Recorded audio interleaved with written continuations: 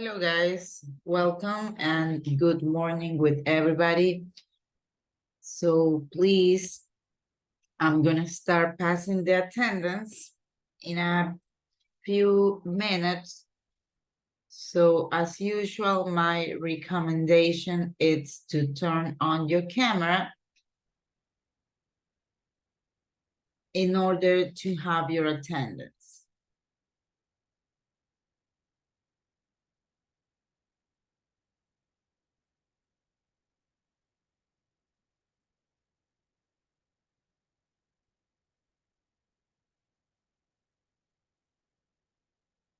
Okay, so once again, I'm gonna start passing the attendance. Please turn on your camera so we can start with the class.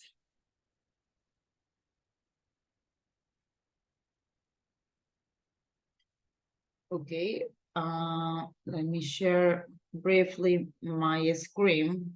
I'm gonna share my screen so you can know, remember that you can, some ways to let me know that you are there. You can either say hello, you can either say good morning, you can either say here or hi, no present, okay?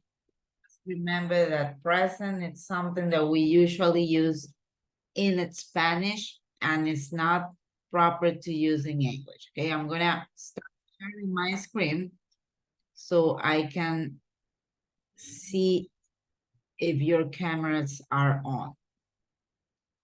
Okay, so let's start with the attendance. Please, if you hear your name, let me know that you are there. Gianela Acosta. Good morning, Miss. Good morning, Gianela. Miss, una cosita. Van a hacer unos trabajos de construcción aquí en mi casa, entonces me voy a dirigir a la casa de un familiar. Voy a estar en línea, pero con la cámara apagada, hasta movilizarme y todo. Okay, okay, thank you for Y una letting. vez que yo llegue, yo le enciendo la cámara, ¿ya? Okay, thank you very much for letting me know, Gianela. Muchísimas gracias. Franz Almache. Franz Almache. Isabel Almeida. Mónica Añasco. Good morning, Miss. Good morning, Mónica. Judith Avilés. Hi. Hi, Judith. Diana Cañizares. Good morning, Miss. Good morning, Diana. Thank you. Elías Castillo. Good morning, teacher. Good morning, Elías. Paulette Castillo. Good morning, Miss. Good morning, Paulette. Okay, so I have Ricardo Sobrevilla. Please, I need your camera to be on. Same thing with Elizabeth Ramirez.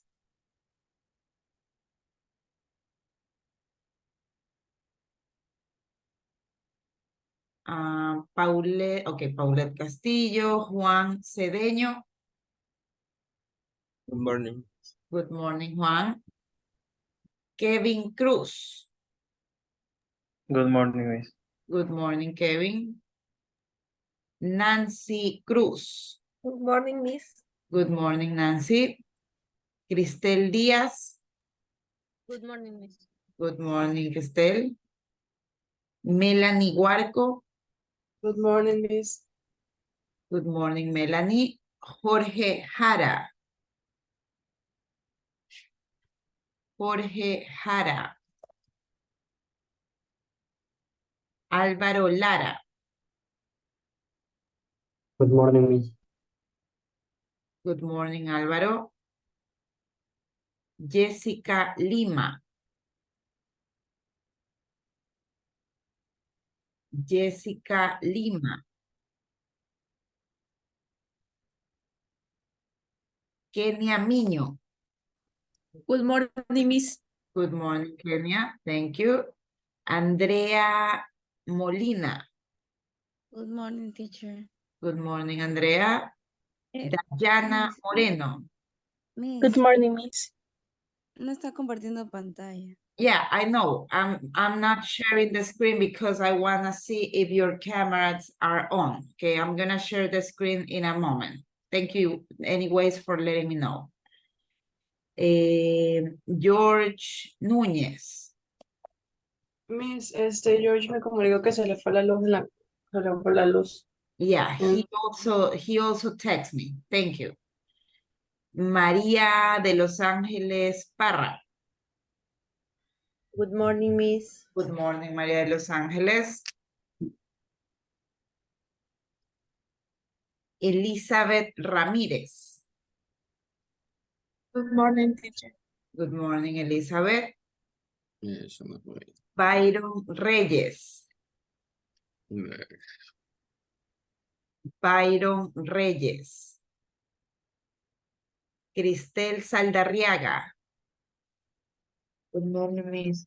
Good morning, Cristel. Helen Romo. Good morning, teacher. Good morning, Helen. Sebastián Rodríguez. Good morning, Miss. Okay, thank you.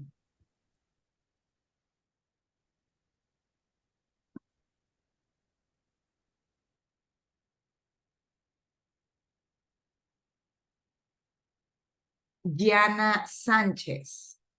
Good morning, I'm here. Thank you, Diana. Kevin Sánchez. Good morning. Good morning, Kevin. Camila Santa Cruz. Hi, Miss. Hi, Camila, thank you.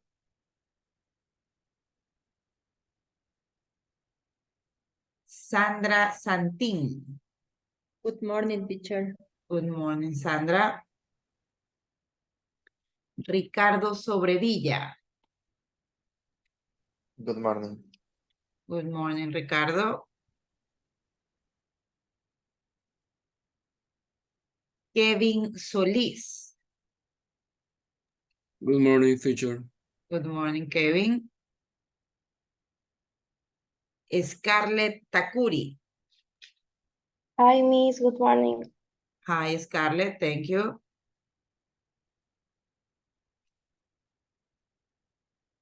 Omar Tomalá. Hi, teacher. Good morning. Hi, Omar, thank you. Daniela Vélez.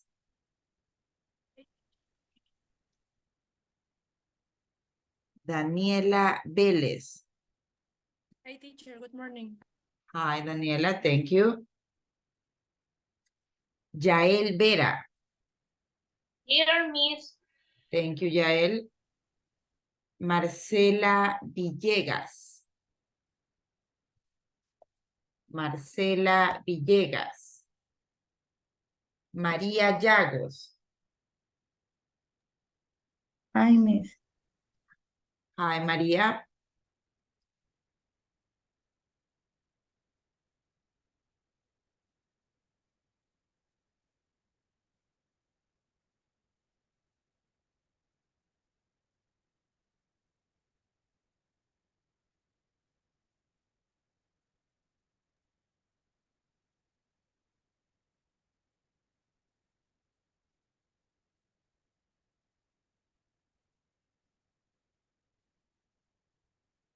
Aldair Zambrano.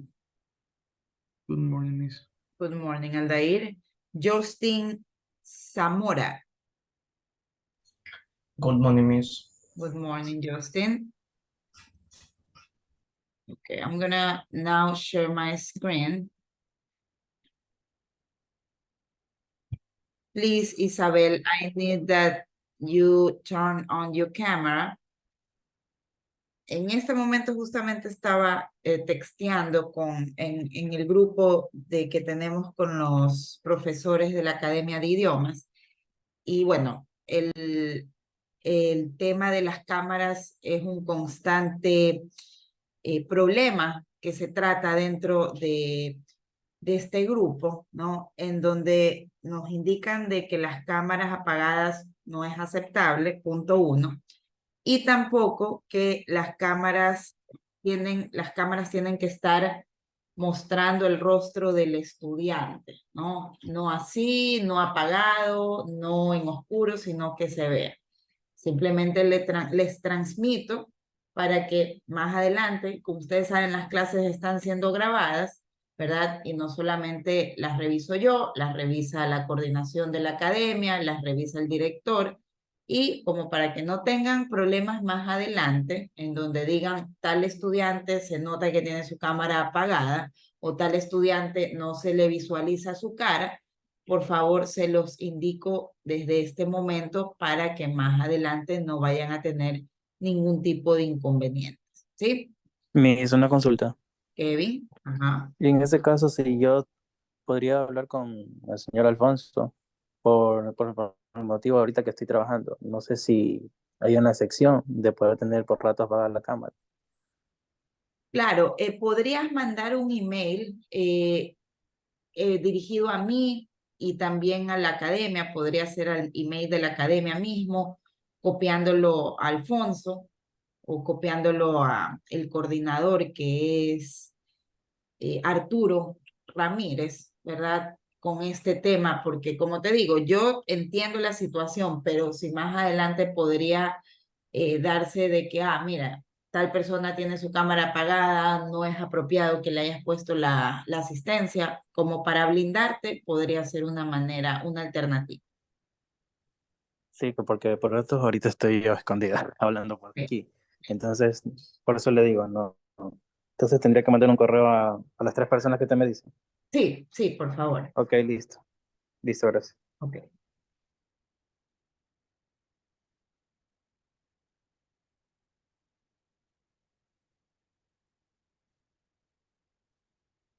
I'm gonna share my screen once again.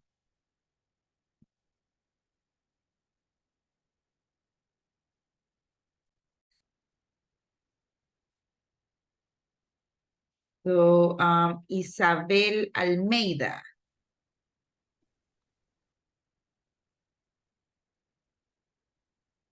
Isabel Almeida. Franks Almache. ¿Sí me escucha? Yes, now I can hear Sí, you. sí, sí. Disculpe si entré hasta ahora, pero es que tuve problemas con mi laptop, ya que la tuve que movilizar a casa de mi abuela.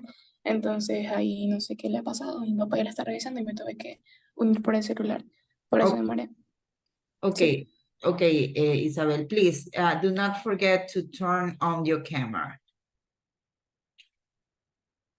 Sí, gracias. Thank you.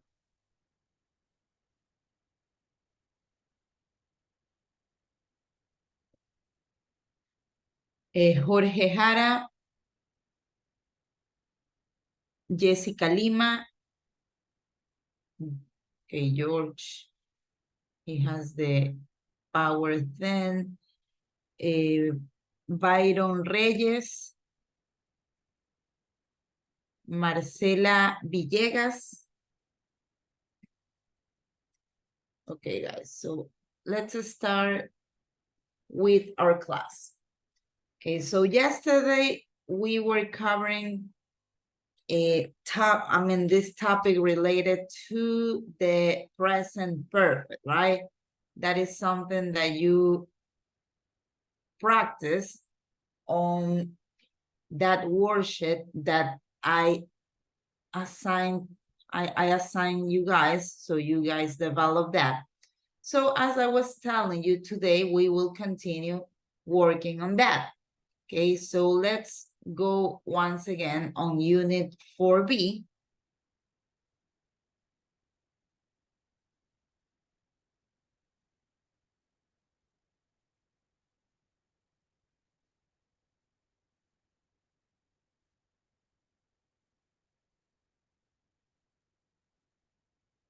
Let me check.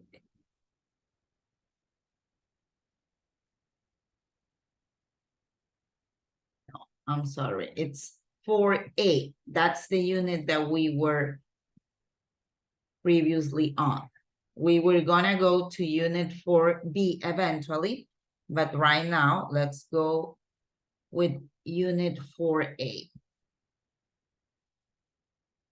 So I don't know if you guys remember that we were developing this activity related with housework, right? And in there you have some terms.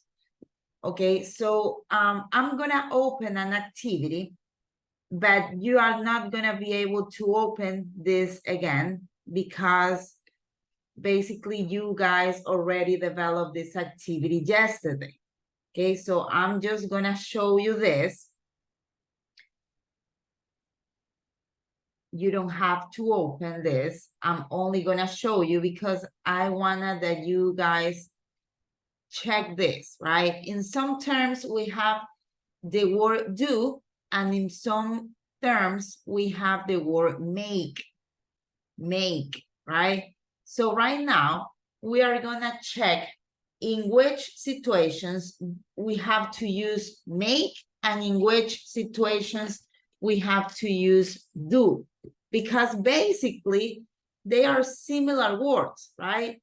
Both of them means that you are elaborating something, right? Make and do, but we have some situations in which we will have to use each of these terms.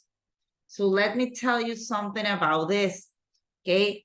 So first of all, whenever you use do and make, basically right here, you will have to practice because there is a rule, there is a norm, but of course you are gonna have certain exceptions, okay? So let me tell you in which situations generally we have to use either make or do. So we use make, right? When we are creating something, when we are constructing something. And right here you have an example. Let's make coffee. Let's make coffee. Since you are like creating from scratch, like from nothing, that coffee, in this case, you are gonna be using make. Now, another example. Did you really make those trousers? Right here is no your, this is you. This is my mistake. Did you really make those trousers? So right here, remember that trousers, it's a similar word to pants. So since I'm implying, I'm asking you if you really elaborate those pants, those trousers, I'm using make. She made a cake. Right here, I'm using make in past tense. She made a cake. So in these three situations, since we are creating something, we will be using make. Now, let's go with the use of do. So usually we use do for general activities. Let's see some examples. Like in this case, do is often used with something, nothing, anything, or everything. Let's see the for example. Do a great job. Do a great job. You are not elaborating this, right? You are not creating this. So because of this, we are going to be using do instead of make. Now, the next one, we have I didn't do anything yesterday. I didn't do anything yesterday. Since I'm referring that I did not, I did not do any activity, right, related with my routine yesterday. In this case, I apply do. Notice that I'm not talking about elaborating something. So because of that, I use do. Are you doing anything during the holidays? Are you doing anything during the holidays? Once again, I'm asking about an activity, not a thing. I'm not elaborating anything. So because of this, I'm using doing, okay? So right here, you have some common expressions with make and common expressions with do. Okay, so probably right here, you're gonna think, I mean, what Miss Andrea just said, it doesn't make sense with these common expressions. And yes, I mean, again, this is only the rule. This is only what it suggests. But of course, we're gonna have some exceptions. We're gonna have some common expressions that they are not gonna be making sense, even though that's the way we are gonna be using, okay? For example, with make, whenever you're talking about choices, you are gonna say make a choice. Even though a choice is not something you are elaborating or constructing, but that's the common expression. You are not gonna be saying do a choice, no. You're gonna be saying make a choice. Make money. So, for example, if you say, yes, I'm working right now because I want to make money because Christmas, it's close, okay? Make money. Make friends. Make friends. So if you start talking with some people, you are making friends. Make a plan. Make a plan. Make an offer. Make an offer. In this case, I'm referring to, okay, so that's the cost of that car. So I'm gonna make an offer so I can do like a proposal if I can buy that car or if you don't want me to buy it. Make a noise. Make a noise, right? Make a noise is like, you know, noise is anything that you are hearing, right? So make a noise. Make a change. Make a change. When you are trying to do something different with your life, right? Instead of waking up every day at, I don't know, at 8, you are right now, you wanna waking up at 6. So you are making a change in your routine. Make an exception.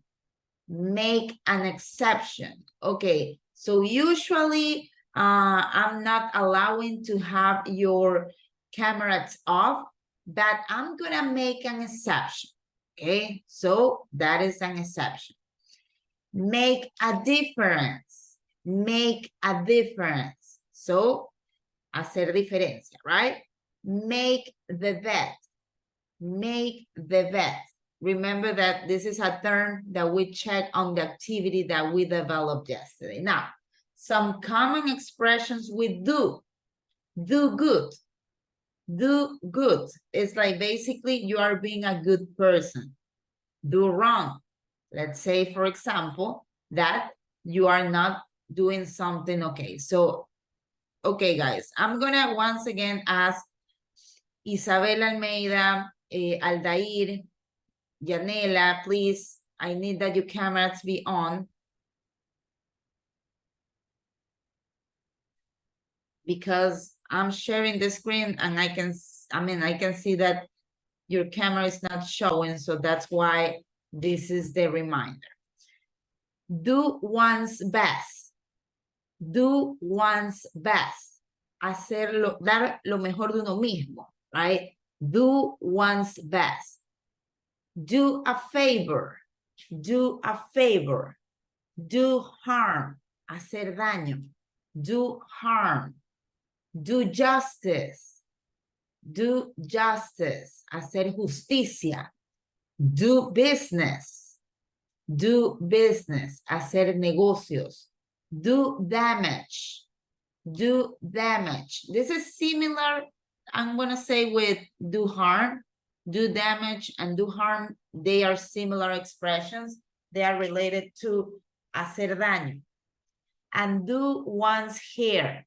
So if you are ironing your hair, if you are like putting, some color on your hair, that is do your hair.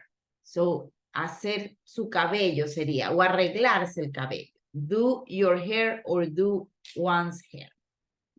Okay, so once again, the thing with make and do, it's basically practice, because you are gonna see many times expressions that they are not following the rule or the norm that I told you before, okay? So just you have to try to practice this.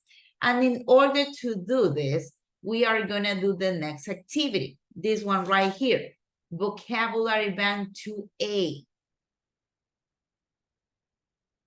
So let's go into vocabulary bank 2A so we can develop this activity. Okay, I have 4 tries. Remember, guys, if I tell you not to do the activity, please don't do it. Okay, I'm gonna delete all of the attempts. So please do not do any activity that I don't tell you to do.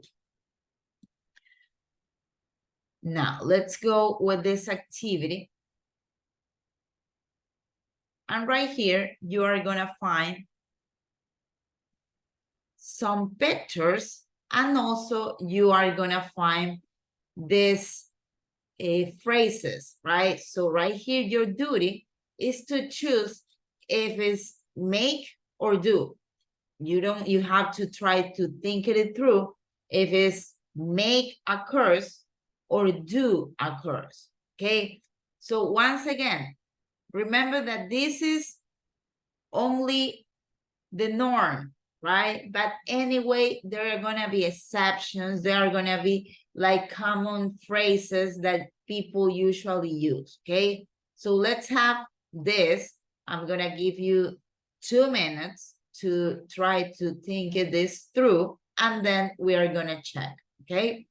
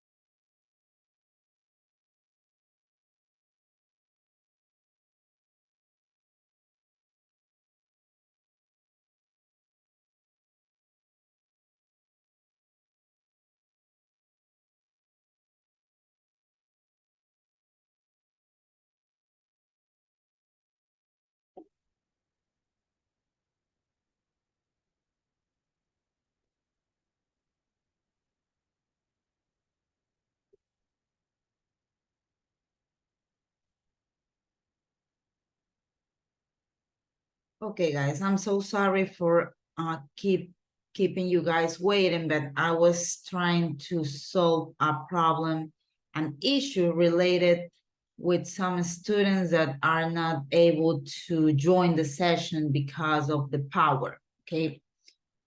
So let's see. I do have some hands. So let's start with Camila. Camila, can you please read the first expression? Do a course. Do a course, correct. That is the correct expression. Do a course. I mean, if you think it through, it makes sense because you are not elaborating or you are not creating the course, right? You are only going through the course. Thank you very much, Camila. Sebastián Rodriguez, let's go with number 2. Make a mistake.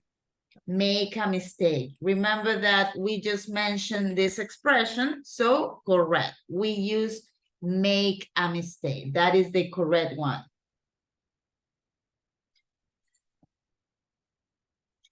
Now, let's continue with the next one. Kenia Miño.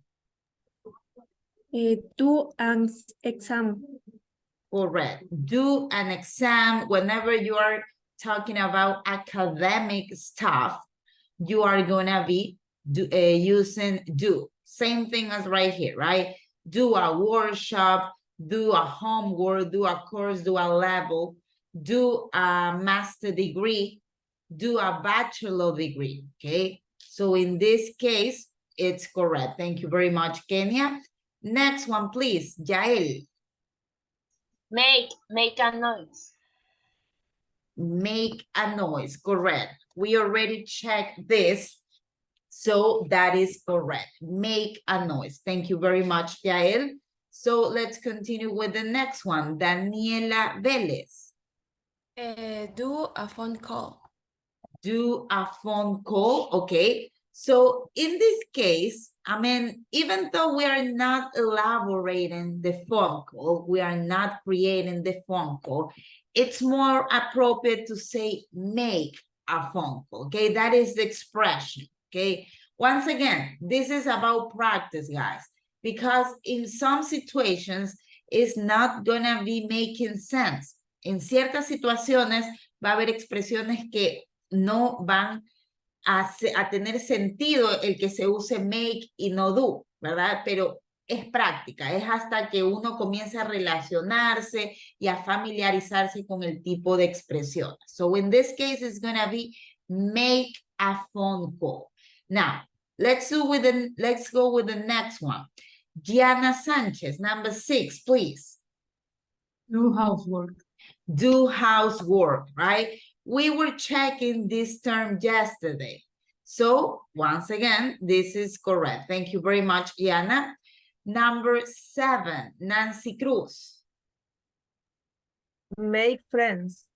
Make friends, right? We already checked this expression. So whenever we're talking about making networking, right? To doing relationships, you are gonna be using make. Let's continue with the next one. Number 8, Melanie Huarco. Make a lunch. Make lunch, correct. You are basically elaborating that meal, right? So because of that, make is the appropriate word. Let's see the next one. I do have Aldair, number 9, please. Do a sport or do exercise. Correct. Do a sport or do exercise. Whenever we talk about any activity related to jogging, right? To do some activity, we're gonna be using do. And finally, Monica, number 10. Make plan. Correct. Make plans. So that is the correct answer. Thank you very much, guys. So please double check your answers so you can have the right answers in your activity as well.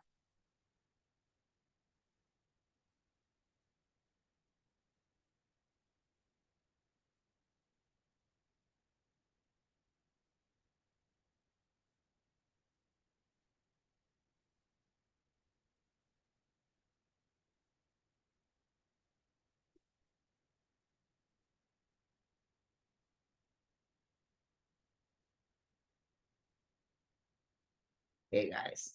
So remember that yesterday we were checking the present perfect, right? So just remember that this is basically a new tense that we are covering, right? So it's not a big deal, right? But you need, once again, the only way to get better in this kind of things, it's practicing.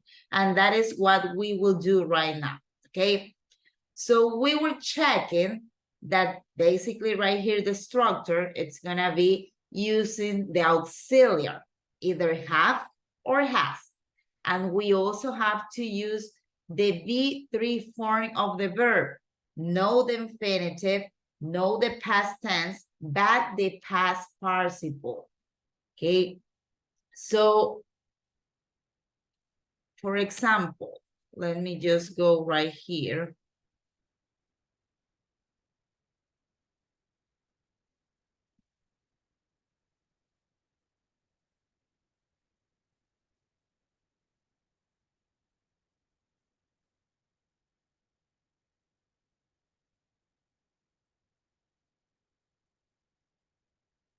Let me move this, that this is giving me some issues.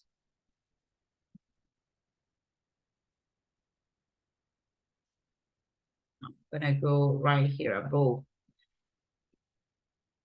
Okay, so for example, remember that if you have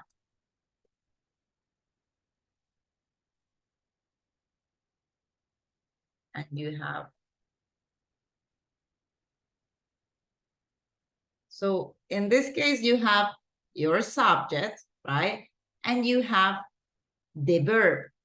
So you will have to go to your list to check what's the right way or the right form to do this verb into the past participle form, right? So you will go, in this case, it's gonna be a question, right? So we are gonna be starting with the auxiliary. And because we have you, we are gonna start with have you, then we have to use the verb in past participle. Have you eaten Thai food before? Okay. Notice that I'm asking you about a past situation that I'm not specifying the moment, but it's something in the past. ¿Has comido comida tailandesa anteriormente? Have you eaten Thai food before? So right here, you can go and say, yes, I have. Or you can say, no, I haven't, right? Remember that haven't is the contraction of have not. Either have not or haven't are valid, but just always try to go with the contraction, okay?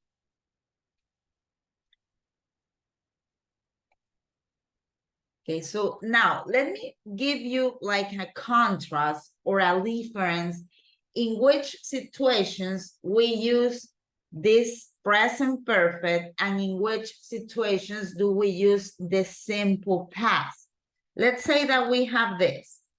He studied French, okay? So let's see, we can either say he has studied. Remember that study is a regular verb, so we only add ed. He has studied French. Okay, so I'm not being specific about in what moment he has studied French. It will be different if I will say he studied French in 2020. Right now, I'm being specific. Okay, he studied French in 2020. So since I'm giving you in this moment, I'm giving you the precise moment where he studied French, in this situation, it will be more convenient to use the past tense, okay? So let's go and let's try to do an activity related to this, okay? I know that yesterday you guys also you also did the worksheet, right? I was checking that most of you upload that activity. So that was always a good practice. And if we have some time, we are gonna check the answers for that in a while, okay? So let's go with, let me check what's the activity. It's 3B. Okay, so this is the activity that we will do right now, okay? And right here, this is an audio that you guys, I played this audio for you guys yesterday.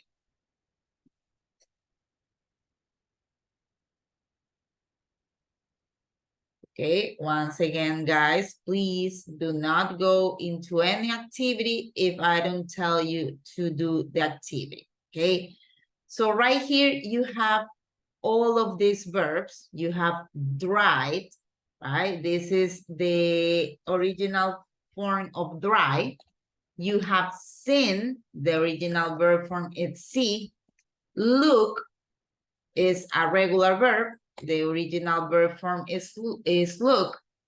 Clean it, the original verb form is clean. This is a regular verb.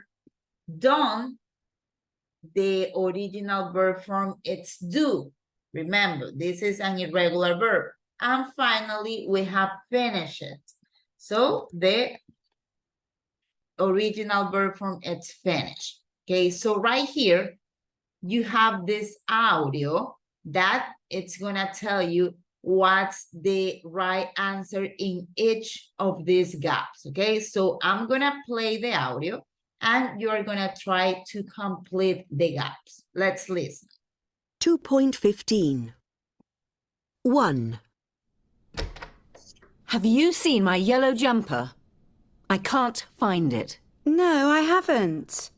Have you looked in your wardrobe? Of course I have. What's that under your bed? Oh, yes. I remember now. I borrowed it. 2. Why aren't you doing your homework? I've already done it. Really? When?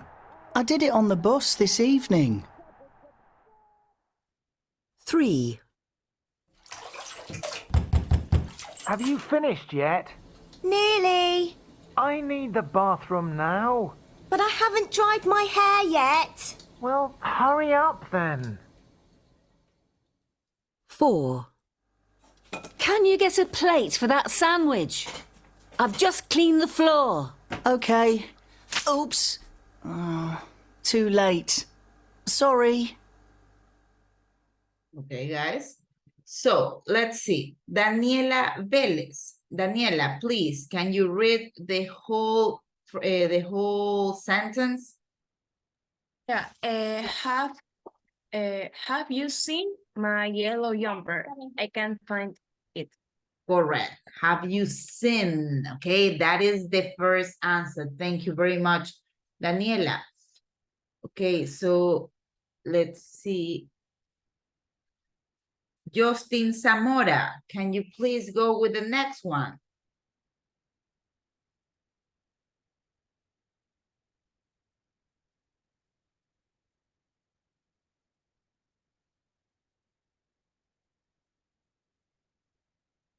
Justin Zamora, can you please go with the next one? No, I haven't. Have you saw in your wardrobe? Have you, what's the verb that you are using, Justin? Estoy entre saw y clean. Que sería clean. So, we don't have any verbs with saw. So is and. So these are the options. Since it's already took it, we have dry, we have look, we have clean, we have done, we have finished. Ajá. Um,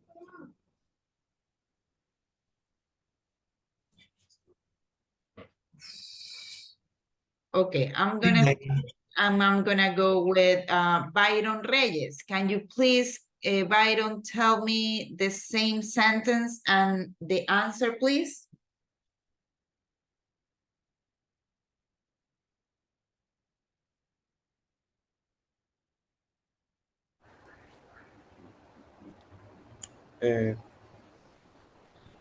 No, I haven't. Have you looked in your wardrobe? Wardrobe. Correct. Thank you very much, Byron. So no, I haven't. Have you looked in your wardrobe, right? This is the correct answer. Thank you very much, Byron. Now let's go back and I'm gonna ask Elizabeth Ramirez. Can you please read the following two sentences, even though we don't have any answers right there, please?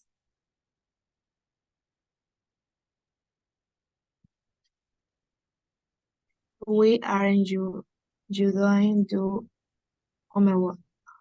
Homework.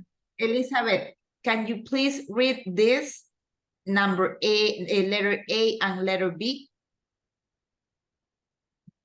Letter A. Of course, I had was that under you with letter B. Oh yes, I remember now. I weren't with it. Correct. Thank you very much, Elizabeth. I know that there were no answers right there, but anyway, you help us reading that. Thank you very much. Juan Cedeño, can you please go and read letter A and letter B with the answer?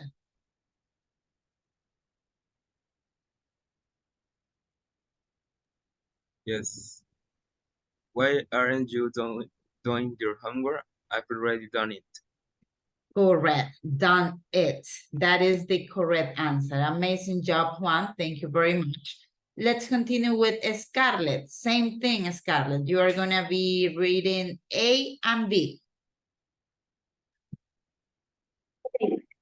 Really? Wait. B. I did it on the bus this evening. This evening, correct. Thank you very much, Scarlett. So, Omar Tomala, can you please read letter A and letter B? Yes. Have you finished yet? Be nearly. I need the bathroom now. Todo o solamente eso. Yeah, go ahead. I need the bathroom now, but I haven't dried my hair yet. Correct. Thank you very much, Omar. Now, let's continue with Yael Vera. Now, Clean. Can you get a plate for that sandwich? If just clean the floor. okay. And finally, we have, oops, too late. Sorry. Okay. Thank you very much, guys. So right now that you already know the answers, I'm gonna replay the audio so you can follow, right, what the people is saying right here in the audio track. So let's listen. 2.15. 1. Have you seen my yellow jumper? I can't find it. No, I haven't. Have you looked in your wardrobe? Of course I have. What's that under your bed? Oh, yes. I remember now. I borrowed it. 2. Why aren't you doing your homework? I've already done it. Really? When? I did it on the bus this evening. 3. Have you finished yet? Nearly. I need the bathroom now. But I haven't dried my hair yet. Well, hurry up then. 4. Can you get a plate for that sandwich? I've just cleaned the floor. Okay. Oops. Oh, too late. Sorry. Okay, guys, so let's continue with the next activity that it's also related with the present tense. The present perfect, right? So just remember something. This tense, the name is present perfect, right? But the kind of verb that we use is the past participle. El tiempo verbal que estamos viendo es present perfect, presente perfecto. Pero el verbo que se utiliza es el verbo en pasado participio, okay? So just remember that so you don't get confused. And right here you have a brief explanation of what I also told you yesterday. As I always tell you, feel free to double check it if you want to take a look on that, right? And to have a better understanding. So let's see and let's do a grammar activity related to, once again, present perfect.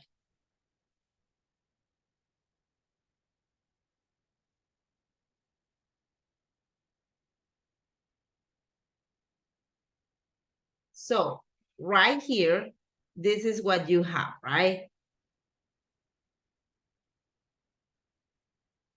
You have, similar to the dynamic or the activity that I did with you in the notes, you have the subject, you have the verb, and you have the complement. So right here, you have either if it's affirmative, negative, or question. So the first one, you have the subject he, right? And notice that we are using contraction, right? Because let me tell you something, of course, that you can use contractions. So instead of saying he has studied French, you can just go and say he's studied French, right? This is the contraction of he has.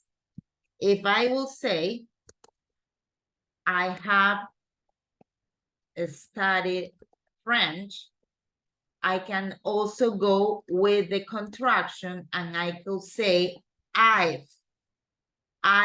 studied French, okay? Notice that you have to only pronounce one word.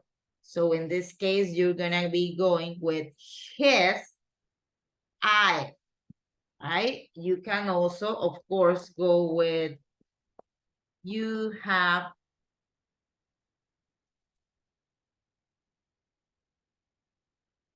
studied French. If you want to do the contraction, you will go with you. You've studied French. And you can do that with each of the subjects, the subject pronouns. You can also go with we have. We could say with. She has. You can go with she's. With it has, right? You go with its. And I think that that's pretty, okay, of course, yes. You already have I've, you've, his, she's, it's, they've, with. Okay, so that is the pronunciation. When you have the ending with VE, remember that the pronunciation, it's a slightly like with an F at the end, like you, like this, you, with, okay, I've. But in the case of it, he, and she, it's gonna be with a slightly S at the end, okay? So let me have, so we have she.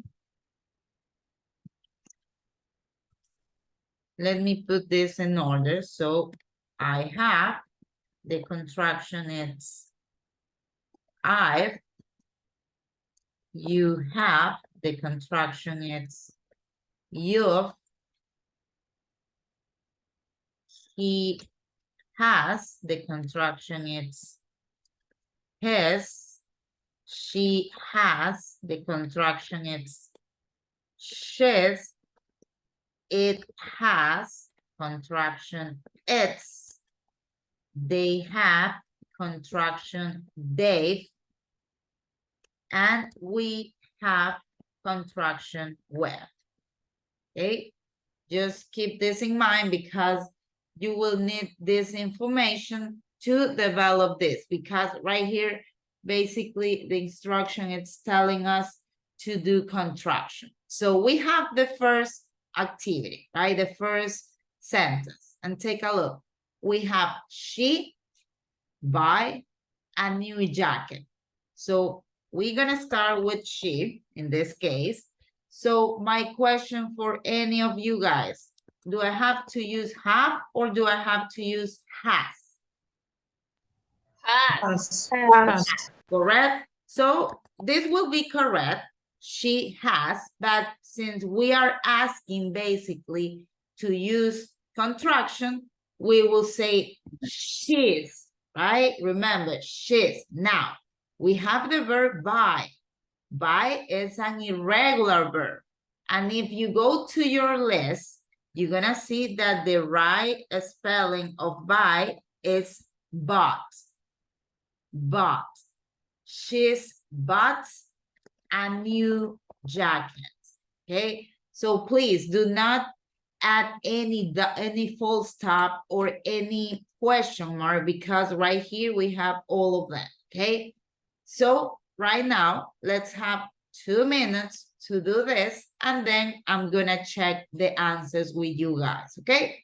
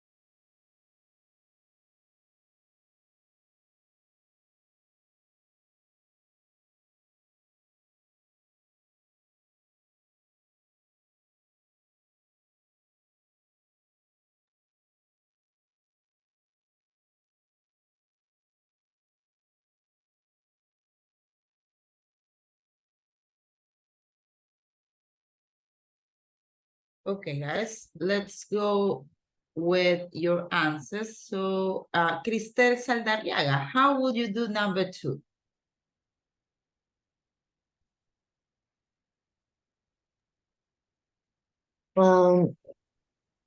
He hasn't found a job yet. Correct.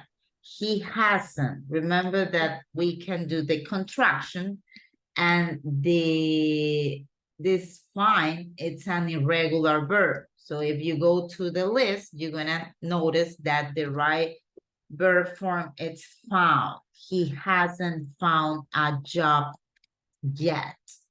So this expression yet, it's basically todavía, aún, okay? So let's continue. Let's go with number 3. Nancy Cruz. Have you spoken to Mr. Jackson? Correct. Have you spoken to Mr. Jackson?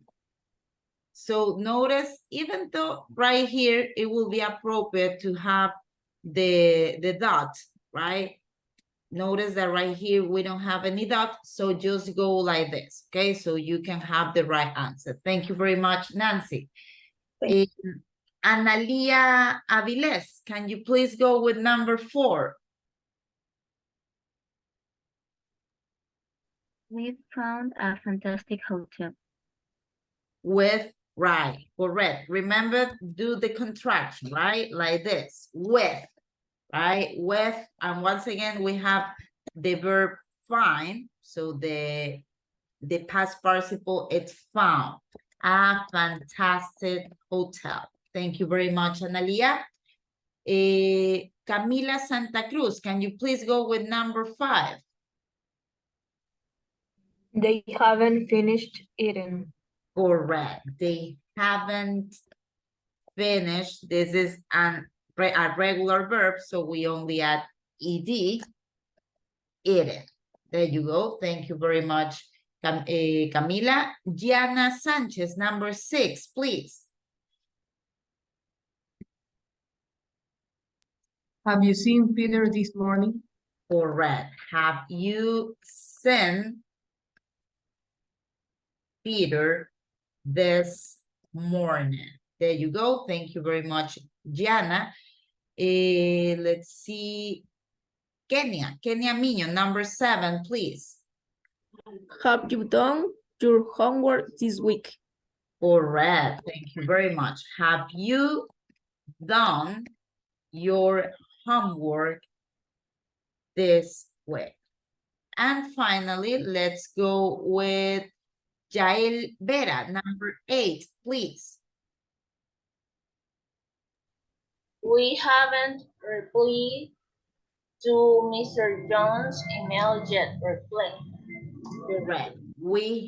I'm sorry. It's we haven't replied. Reply, it's a regular verb, so we only replace the Y with an I, and we add ed to Mr. Jones' email yet. Once again, notice that we have the expression yet. Yet is an expression that we can use with this kind of tense, okay? And I'm gonna tell you something about this in a while. So, I'm sorry, let me just go back to the attempt so you can double check the answers, okay? So you can have all of them correct. So the first one, she's bought a new jacket. He hasn't found a job yet. Have you spoken to Mr. Jackson? No dot right here. We found a fantastic hotel. They haven't finished eating. Have you seen Peter this morning? Capital P. Also, you have you done your homework this week? And we haven't replied to Mr. Jones' email yet, okay?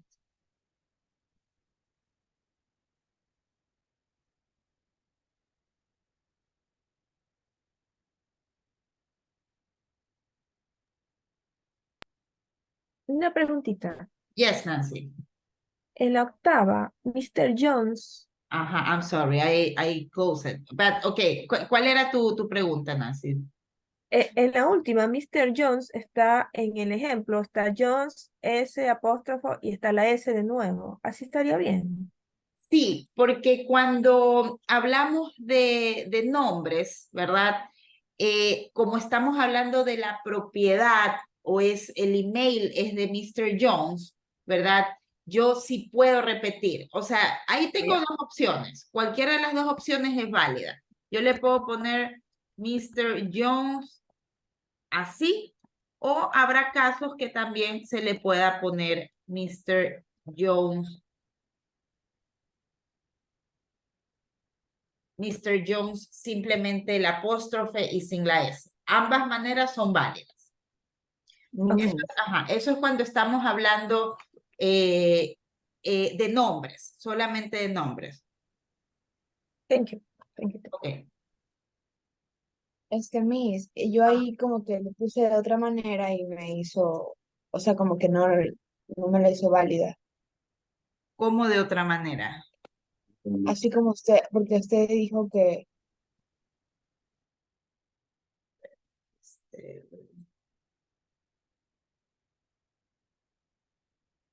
Ah, ok, creo que me faltó la S, si no me equivoco. Pero tienes igual los 10 puntos, me parece. No, me salió 8 y algo. Ah, ok, es que esta es otra actividad. Okay. Okay, that's why I tell you to double check, guys, okay? Now, let's see the next one. So this is something that I was telling you about, right? We can use some expressions like already, just, and yet whenever we use present perfect. So if you go right here, you're gonna see it, right? We can use present perfect affirmative with just and already, okay? Let's take a look on some example. I have already visited 3 universities. Or you can also go, I have just visited 3 universities. Notice that this is only with affirmative or positive, right? Not with negative. She has just won the match. She has already won the match. So this expression, it's basically optional, right? It's no mandatory, but if you want to add it to make even more clear, to have more fluency, you can add it, okay? Now, whenever we use present perfect in a negative way, only in that situation, we can use yet. Yet is not for affirmative. So I haven't made a decision, or you can also say, I haven't made a decision yet. She hasn't finished it. Or you can also say, she hasn't finished it yet. Notice the difference. With these ones right here, with just and already, we use it just after the auxiliary, right? We go with the auxiliary and then we go with the expression. But in the case of yet will go at the very end of the sentence, okay? That is quite the difference. So somebody has his or her microphone on. I don't know if somebody want to say something. Do you have any questions about this?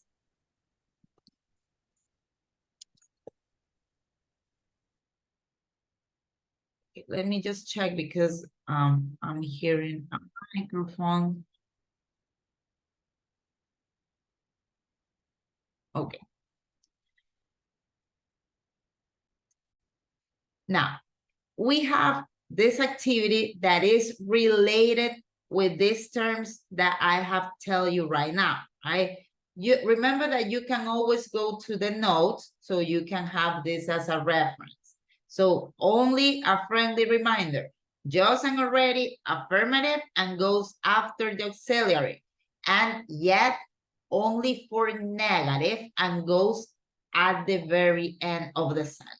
So I'm telling you this because the next activity, it's related with the use of already, just, or yet. So let's take a look on this activity.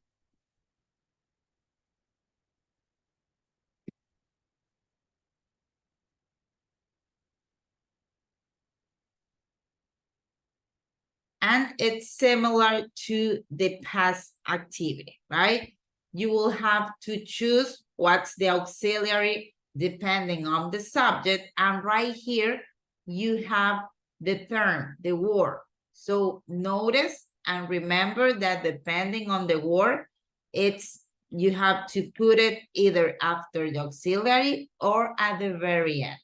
So this is something that probably I forgot to tell you. Yet, it's also used for questions. You can either use yet for negative or you can use it for questions as well.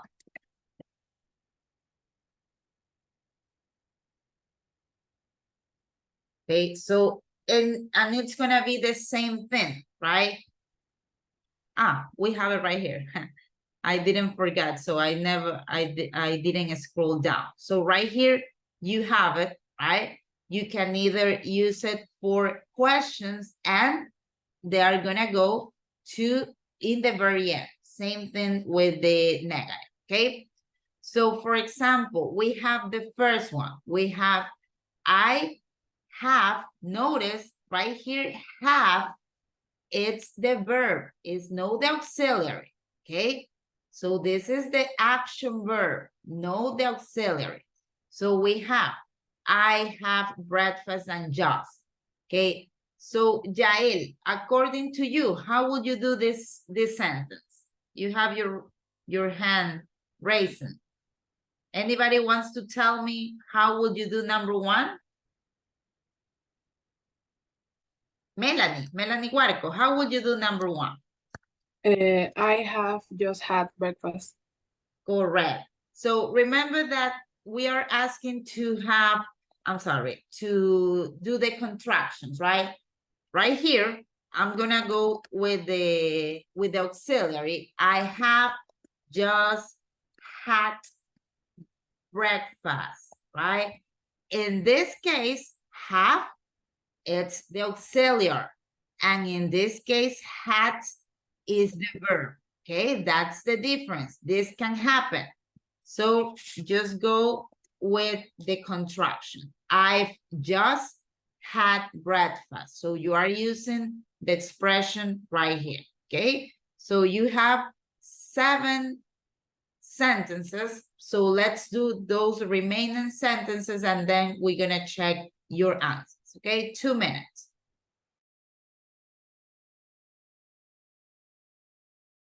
Miss, una pregunta. Se pronuncia I've, así, ¿verdad? Correct. Yes. Like you have an F at the end, right? I've, like this. It's I've, you've, his, she's, it's, they've, and with. Okay? Gracias. You're welcome.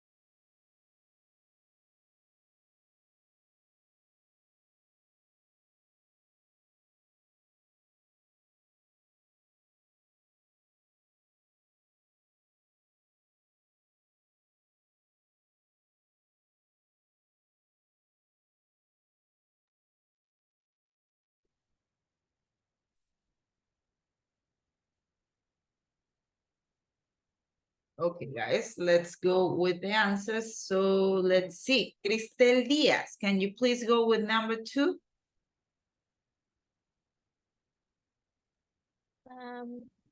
Have you finished your homework yet? Correct. Have you finished your homework yet? Okay, do not add the question mark, guys, because it's already right here. So we use yet at the very end of the question, okay? Thank you very much, Cristel. Let's continue with, let me check.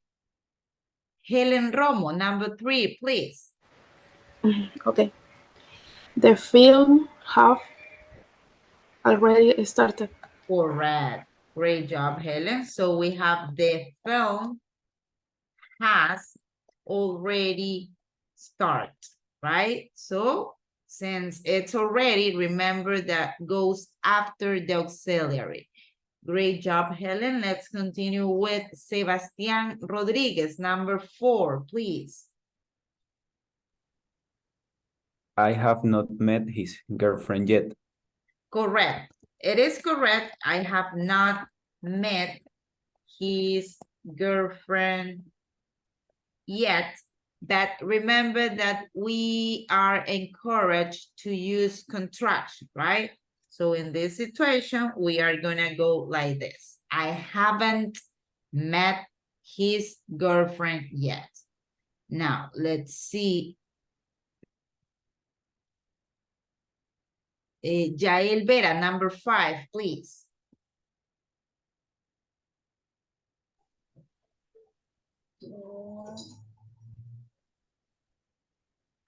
They have just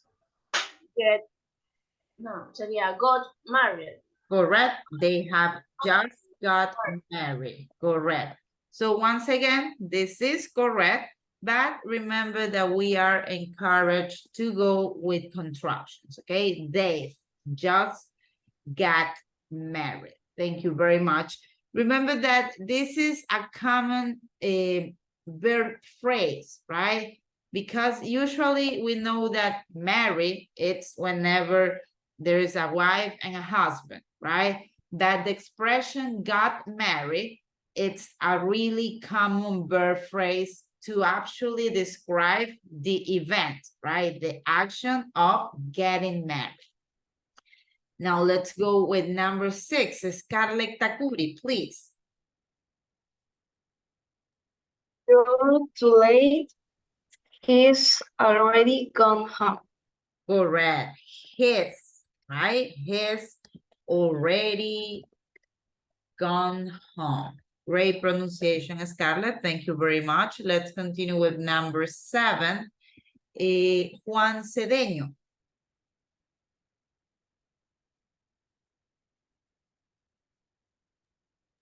Miss, en la número 4 es You ya spoken to him Castellano. yet? J. Okay, thank you.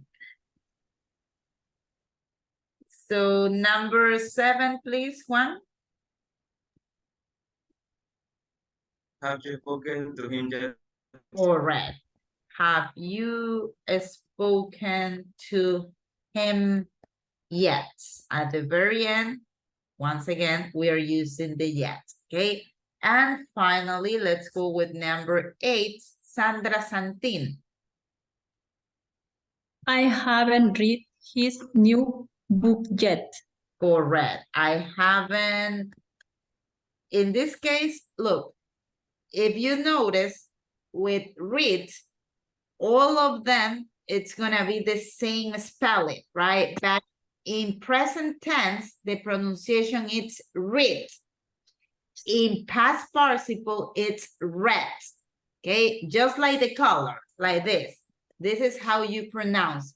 I haven't read his new book yet. Okay, now let's take a look on the answers, guys, so you can double check and you make no mistakes when you are registering your activity. Okay, there we go. Let's go now with a pronunciation activity. Okay, this is the following activity. Okay, now you're gonna listen, right? Okay, we're gonna go with this one right here. We're gonna go with pronunciation and speaking. So let's go with activity 4B.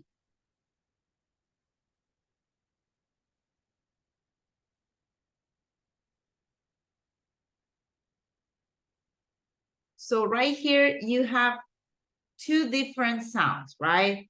The one that goes and it's similar to judge, right? And the one that is similar to jazz. So there is a slightly difference. So right here, you will have to decide in which one of this, all of these words belong to this sound, right? And which one of these words belong to this sound. For example, I'm gonna tell you an example. Jet, right? It's the same sound as jet, right? Jet and jet, it's a similar sound. Now, in the case of jazz, a similar sound to this is just, right? So notice that there is a slight difference between jet and just. Okay, so let's listen first, and then we're gonna try to put the words in the right column. 2.20. Yacht. Yet. Yellow. New. Uniform. Year. Student. Beautiful. Young. Argue. Jazz. Just. Jumper. Change. Teenager. Enjoy. Jacket. Bridge. Okay, so basically the only thing that you have to do is put it just as in the right way, that in the same way that you are hearing this in the app, right? So let's see. Basically right now, I want that you guys practice your speaking skills. That is it, okay? So I'm gonna go with, just let me put each of this right here. We have yellow. We also have new, sorry. Then we have uniform. Then you have year. Then student. Then we have beautiful.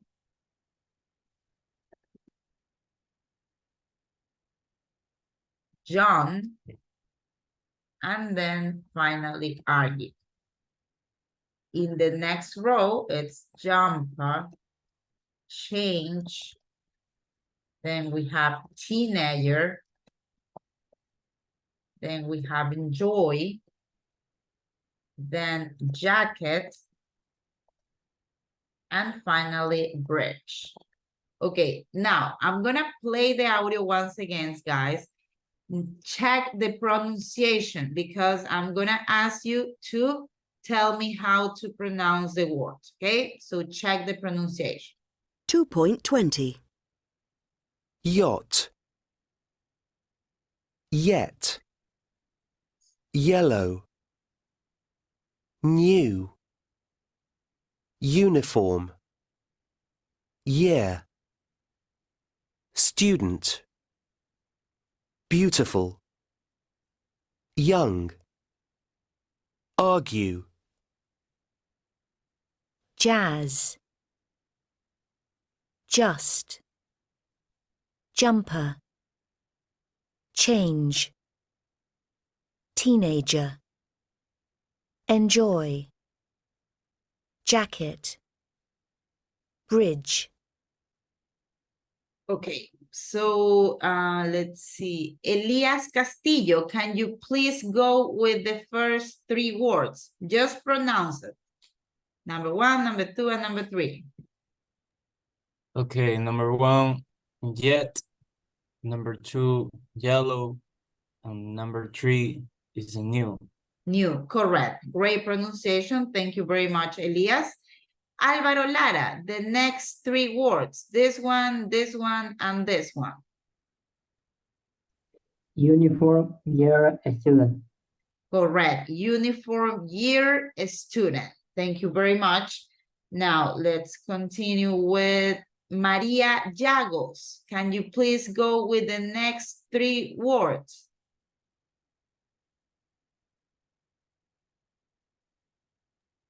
Beautiful.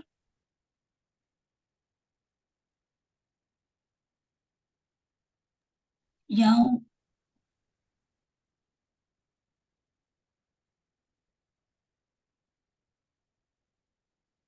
And the last one?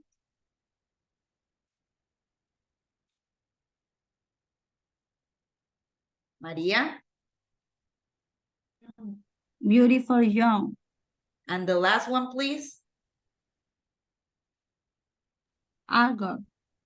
Correct. This one right here, it's argue. Argue. That is the correct pronunciation, okay? Thank you very much, Maria. Now, let's continue with Diana Cañizares. The next 3 words, please.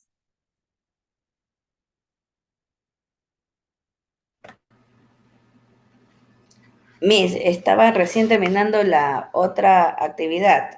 Okay. Y no le presté atención. Okay, no, I mean, right here, I'm only asking you to read the words. Just, jumper, and change. Can you please repeat the words? Okay. Just, jumper, chain, That's teenager. it. Thank you very much, Diana. Jones. Okay, George, go ahead. The last 3 words. Teenager, enjoy, jacket. Y la última también. Yes, go ahead. Right, sí. Bridge. Bridge. Correct. Thank you very much, George.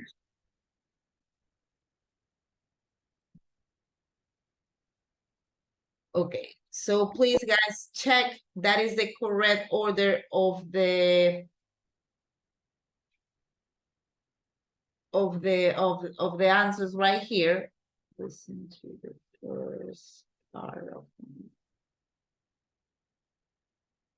Okay, just click into finish attempt.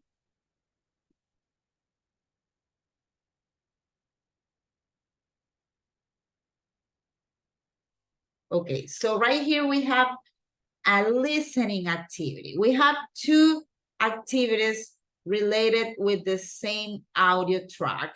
So first of all, we are gonna do this activity 5A. Listen. Okay, I'm gonna open it and I'm gonna ask a student to read this for all of the class.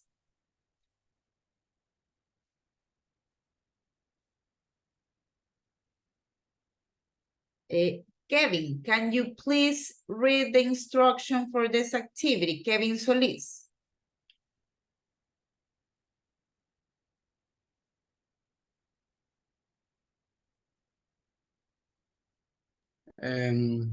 Listen to the first part of the radio program about teenage careers. Answer the questions. Thank you very much, Kevin. Okay, so guys, right here, this is an open activity. There is no correct or right or wrong answers. This is basically, you have to only listen to the audio and answer to these 3 questions, okay? So let's see. Ricardo Sobrevilla. Ricardo, can you please read the questions? Yes. What reputation do you train have? Okay. What Next one. hours of 10 have to you? Teenager. How many hours Perdón, ¿cómo? Teenagers. Teenagers. Correct. How many hours do they have to help a week? Correct. Thank you very much, Ricardo. Okay, so I'm seeing in the chat that you are having issues with an activity. I'm gonna check that, okay? Just give me time because right now we are on this activity. We're gonna do this activity and then I'm gonna check what's the deal with that activity that you are having issues. I see that Daniela, Omar, and think that also Jael is having issues with that. So I'm gonna check that in a minute, okay? Just give me a couple of minutes. So let's listen to the audio, guys, okay? Now we know, look, whenever you have an audio or a listening activity, my recommendation is first of all, to read carefully to the instructions. We have already read this, Kevin did it. Listen to the first part. We have two parts apparently of a radio program about teenagers' careers. Answer the questions, okay?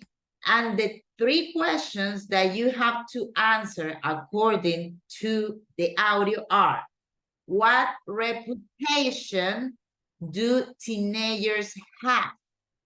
What do thousands of teenagers have to do? And finally, how many hours do they have to help a week? Okay, now you guys know the questions.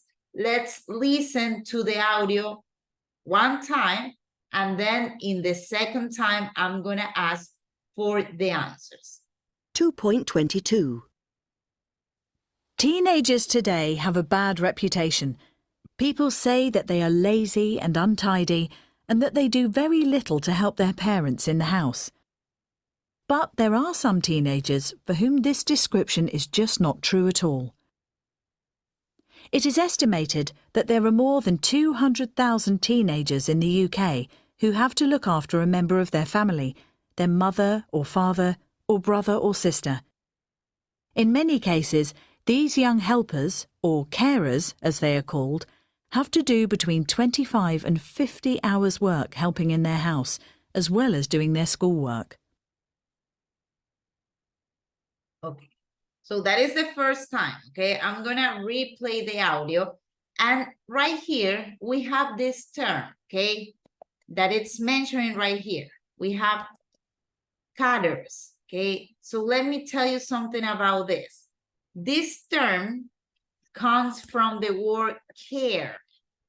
Care is, I care about you. Yo me preocupo por ti.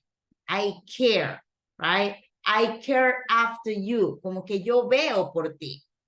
So if we said care, right? If we say carer, we're talking about that somebody is looking for somebody else, okay? Because basically we are using this in an adjective way. I'm gonna look for the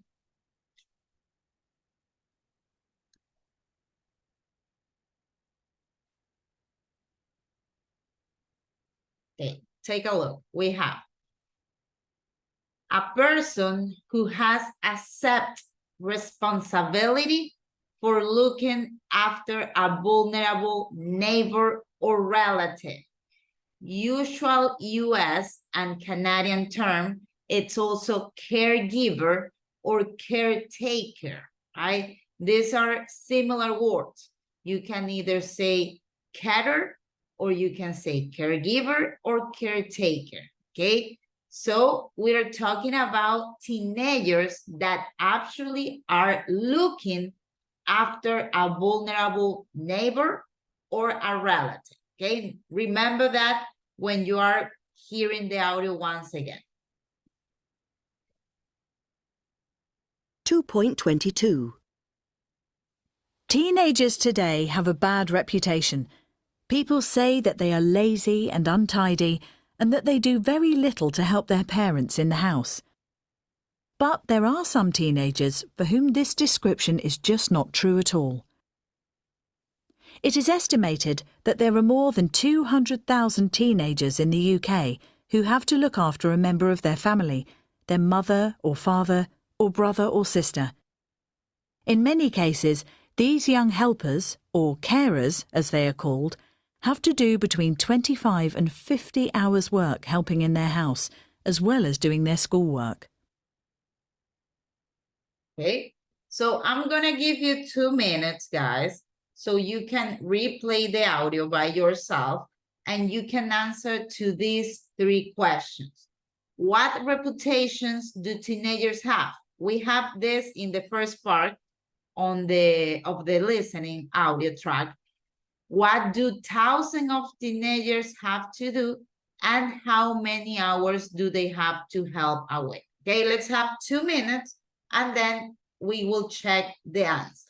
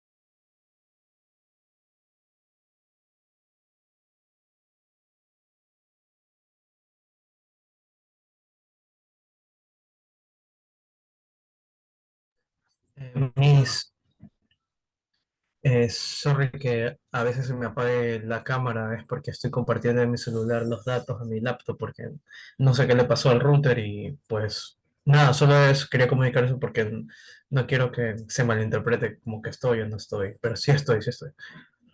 Okay, Justin, thank you very much for letting me know.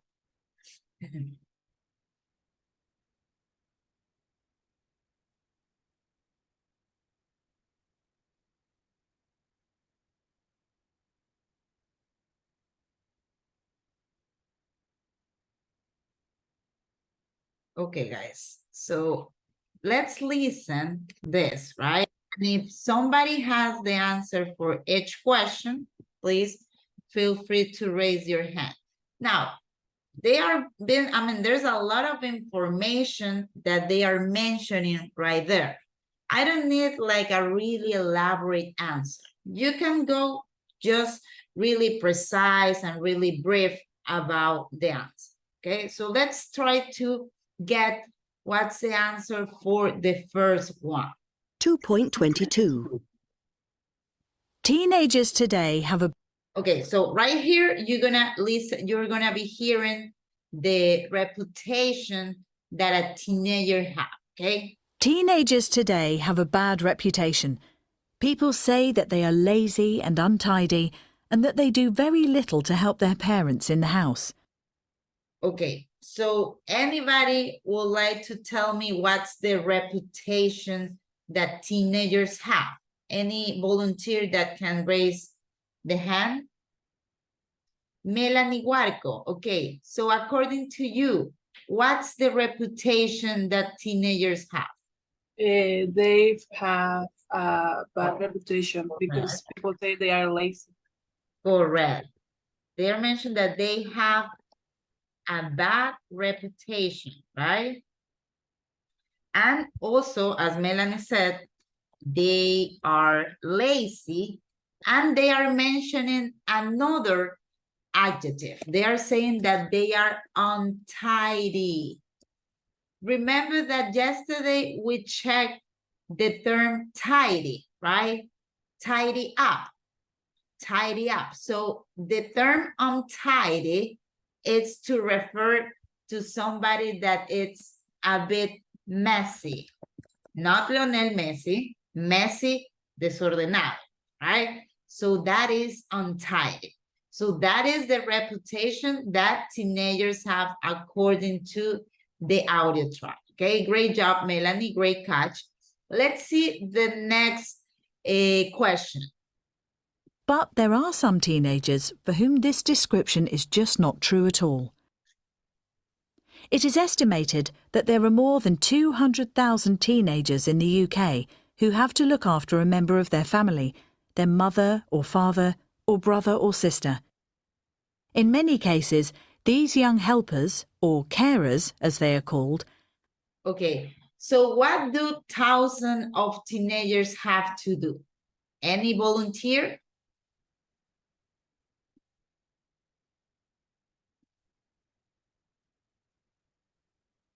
Okay, I'm gonna- 200,000.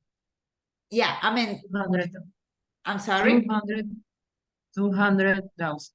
Yes, okay, so what do they have to do? I mean, they are mentioning the name, the number, right? But they are also mentioning an activity that these thousands of teenagers have to do. I'm gonna play it once again, okay? And I'm gonna make it slower. teenagers for whom this description is just not true at all. It is estimated that there are more than 200,000 teenagers in the UK who have to look after a member of their family, their mother or father or brother or sister. Teenagers in the UK who have to look. Please, somebody has his or her microphone on. Okay, thank you.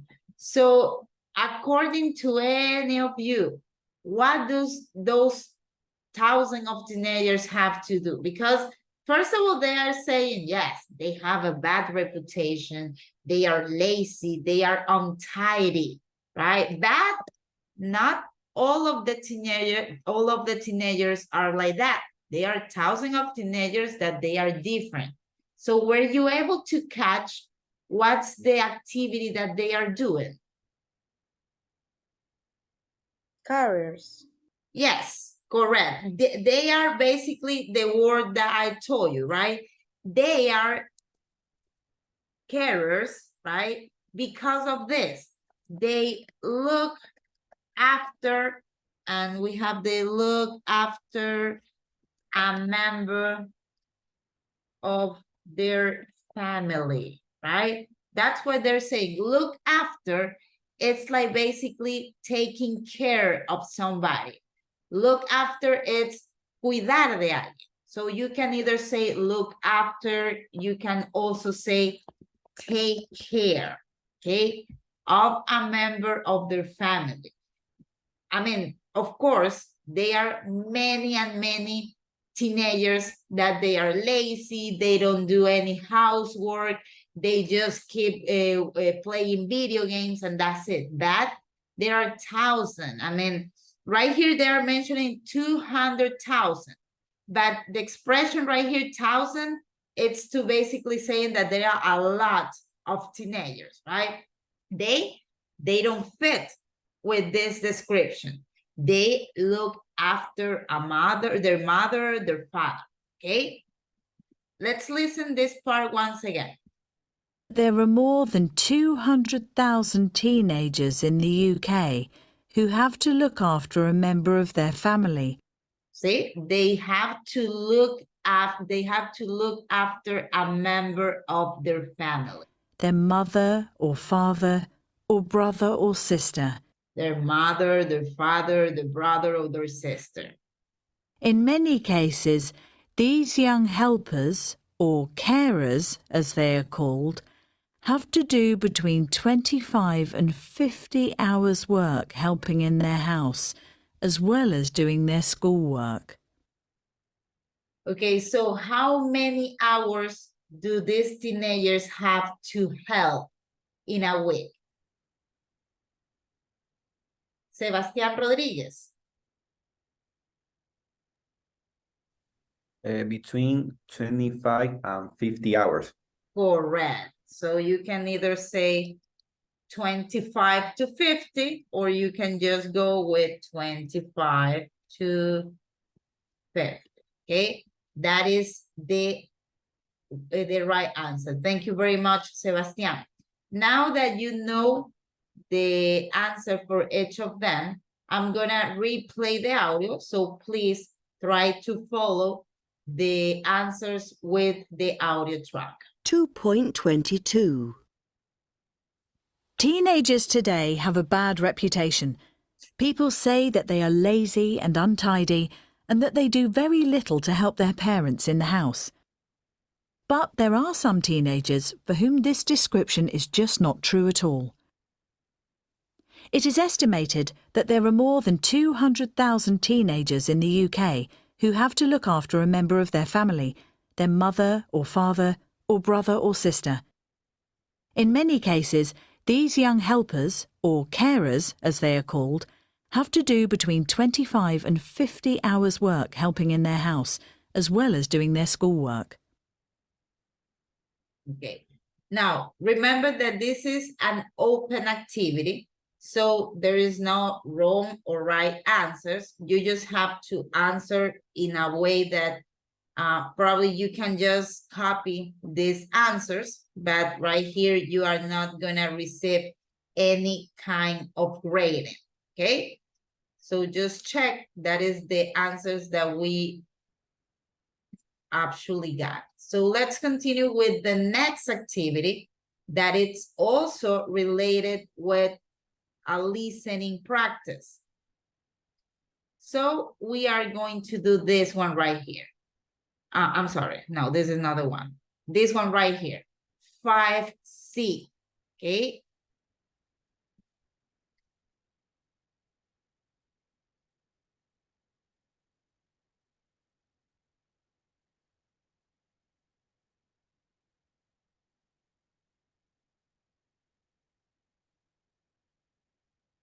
Okay. Listen. but we don't have any audio right here. Give me a second.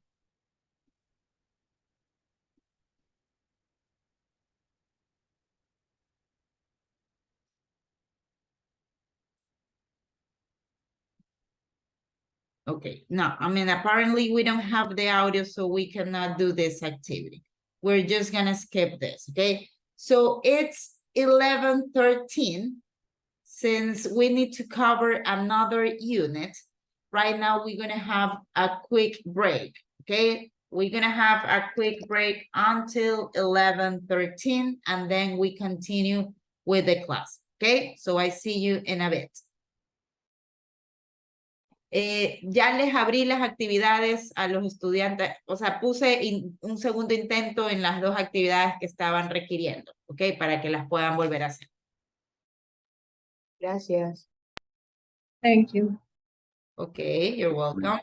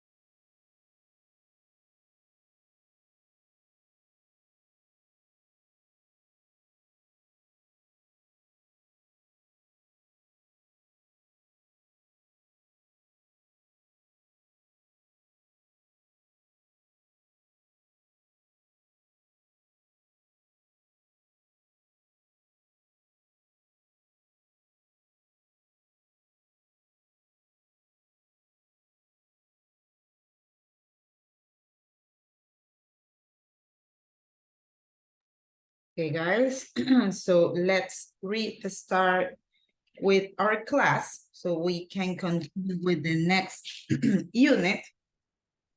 So please, I'm gonna pass the attendance in a really quick way so I can double check if you guys are still right here. So in order to do that, I will need that you turn on your cameras, okay?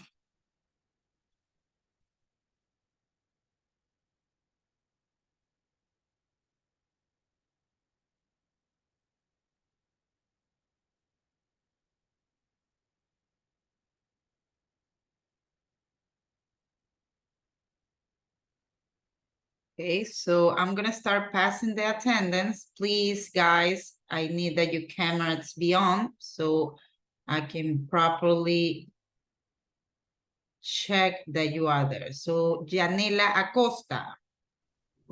Here. Thank you, Yanela. Franz Almache.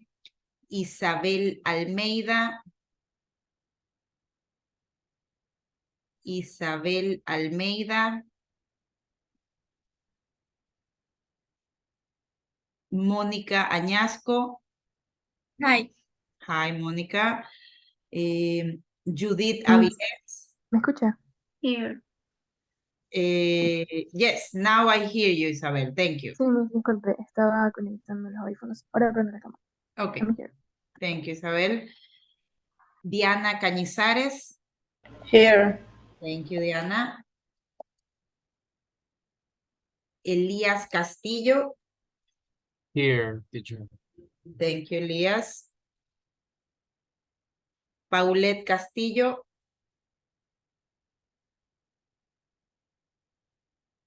Paulette Castillo. Juan Cedeño. Here. Thank you, Juan. Kevin Cruz. Nancy Cruz. Here, Miss. Thank you, Nancy. Cristel Díaz. Here. Thank you, Cristel. Melanie Huarco. Here. Thank you, Melanie. Jorge Jara. Here, Miss. Thank you, Jorge. Álvaro Lara.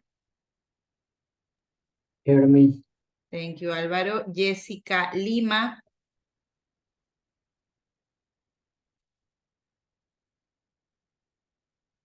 Kenia Miño. Here, Miss. Thank you, Kenia. Andrea Molina. Andrea Molina. Dayana Moreno. Here, Miss. Thank you, Dayana. George Núñez. Here, Miss. Thank you, George. María de Los Ángeles Parra. Here, Miss. Thank you, María de Los Ángeles. Elizabeth Ramírez. Hi, Miss. Hi, Elizabeth. Byron Reyes. Byron Reyes. Cristel Saldarriaga. Thank you, Cristel. Helen Romo. Hi, Miss. Thank you, Helen. Sebastián Rodríguez.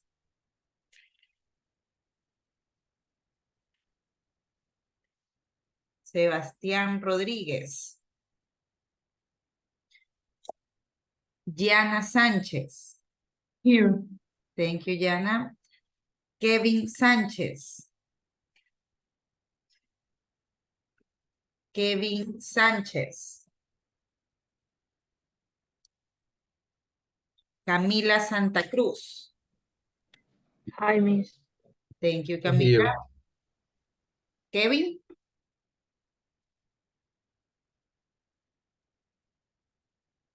Okay, I don't know who was Here. that. Yeah, okay. Thanks. Sandra Santín. Hi, teacher. Hi, Sandra, thank you. Ricardo Sobrevilla. Good morning, Miss. Good morning, Ricardo. Thank you. Kevin Solis. Her, teacher. Thank you, Kevin. Scarlett Takuri. Here, Miss. Thank you, Scarlett. Omar Tomala. Hi, Miss. Hi, Omar.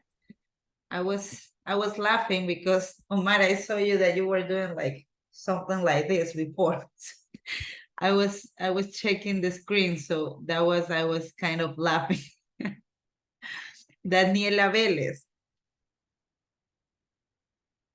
Hi, teacher present. Thank you, Daniela.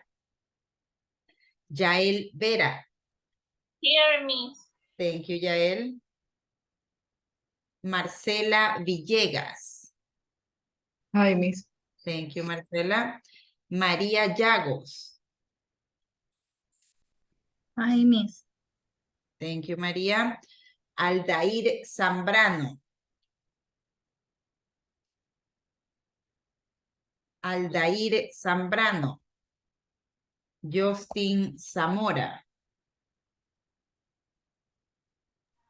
Here, Miss. Justin, okay. Andrea Molina. Hi, Miss. Está presente, pero no lo escuché cuando me nombró. Okay. And I also see Sebastián Rodríguez. Sí, Miss. Here.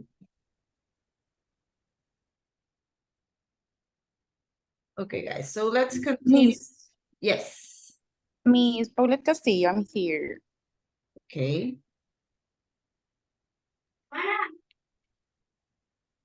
Okay, guys, let me share my screen now. Ricardo Sobrevilla, please, your camera needs to be on once again. Friendly reminder. Thank you very much. Okay. So let's move forward into the next unit, okay? So our next unit will be 4B. Unit 4B. So let's see. Omar, can you please read the title of Unit 4B? Yes, fashion and shopping. Fashion and shopping, correct. Thank you very much, Omar.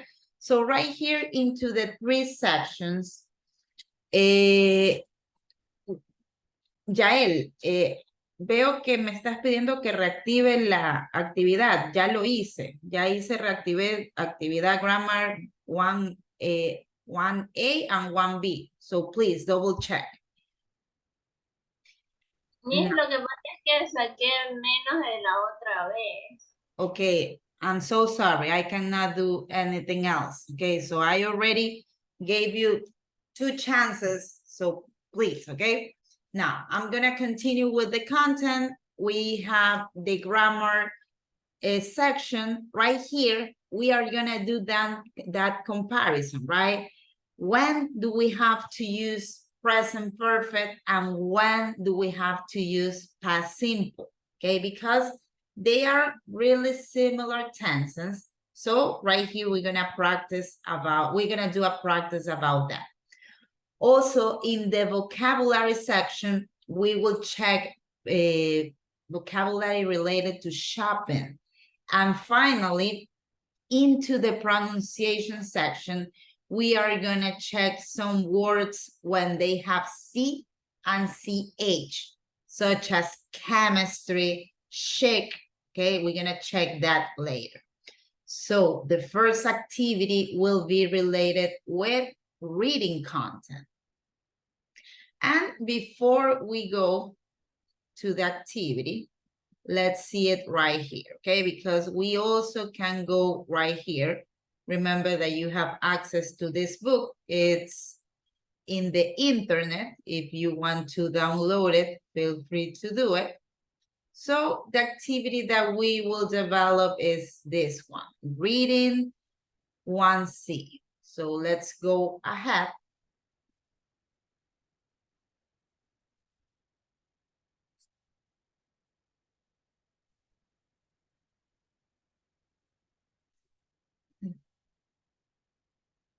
Okay, so right here you have this article. Okay, so I'm gonna ask any volunteer that wants to help me with the reading. So the name of the article is The Style Interview.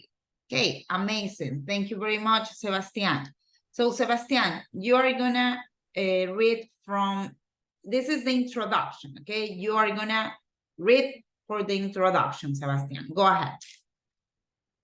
The Style Interview. Linka Sierrach is a fashion designer. She makes very exclusive clothes for women. She has made clothes for many celebrities, including members of the British royal family. For example, Kate Middleton and Sarah Ferguson. Was wedding dress she designed and actresses like Helen Mirren. Correct. Thank you very much, Sebastian. So right here, the pronunciation of this word, it's whose, okay? And this is wedding dress, wedding dress. And right here we have actresses, actresses, okay? Now, Sandra Santin, can you please go with the first question? You have the question and you have the answer. So go ahead, Sandra. Did you always want to be a designer? Designer, designer, okay? Designer. Correct. Not at all. When I was at school, I had problems reading, and later I was diagnosed as dyslexic. After school, I did a secretary course, and then I got a job at Yahweh magazine. I loved it. I realized that what I wanted to do was design clothes. Look, we have designer right here, right? This word, it's similar. It's design. So it's design and designer, okay? Thank you very much, Sandra. So the pronunciation of this is realize, realize, okay? Realize. Besides that, you did a really good job. Okay, this one right here is diagnose. Diagnose, okay? Whenever you go to the doctor and they are telling you what you have, right? Diagnose. So I do have some other volunteers. Thank you very much. Cristel Diaz, can you please go with the second question? Okay, why do you think people like your clothes? Being a film designer has many advantages. Advantages. Advantages. Yep, advantages. Correct. My customers leave the studios feeling $1 million. Correct. Thank you very much, Cristel. So notice this expression. My customers leave the studio feeling $1 million. What do you think this means? Like, they feeling $1 million. Does anybody knows what's the meaning of this expression? Feeling $1 million, it's that you feel fancy, like you feel elegant, right? Like you feel like you are in top of the top, okay? That is feeling $1 million, okay? Now you know. Let's see. George Nunez. George, you are gonna read question number 3 and question number 4, okay? Okay. What nationality do you think has the best fashion sense? Probably the Italians. Italians. Italians. Correct. Yeah. Have you ever been to a fancy dress party? I had fancy dress parties, but I can't remember one when I was 10. Correct. Thank you very much, George. Now, let's continue with the next one, Scarlett Takuri.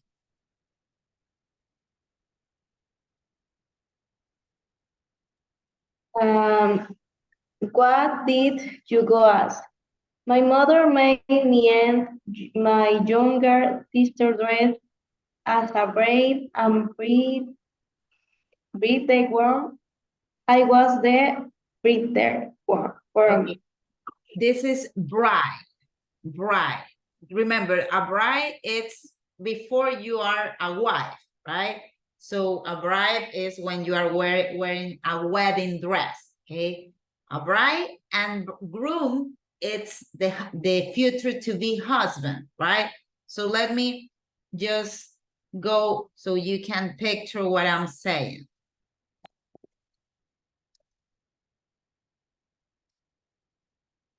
Okay, this is a bride, okay? So a woman who is about to get married or just get married. And a groom,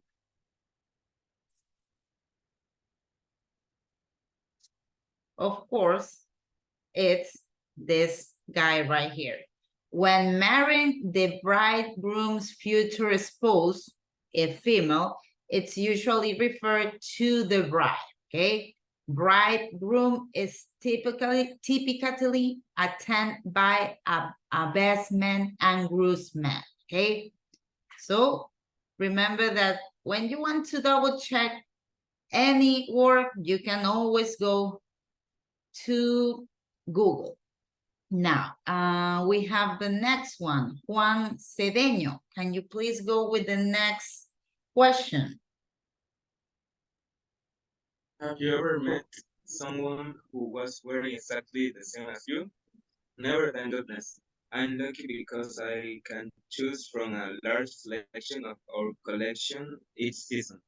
Thank you very much, Juan. Good pronunciation. Now, let's continue with Analia Aviles. Can you please read the next question? Have you ever fallen over because you were wearing very high heels? I've never fallen over, but once I had to take off my shoes in the middle of a reception at the House of Lords. Thank you very much, Analia.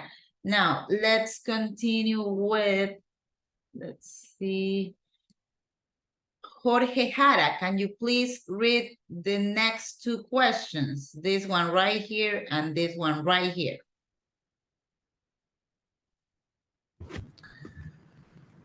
What did you do? I walked out into the street in bare feet and jumped into a taxi. Can you please? Have you? Correct. Go ahead. Have you ever designed clothes for a man? Yes, I have. Thank you very much, Jorge. And finally, let's see, Kevin Sanchez. Can you please read the last one? Yo. Who says yo?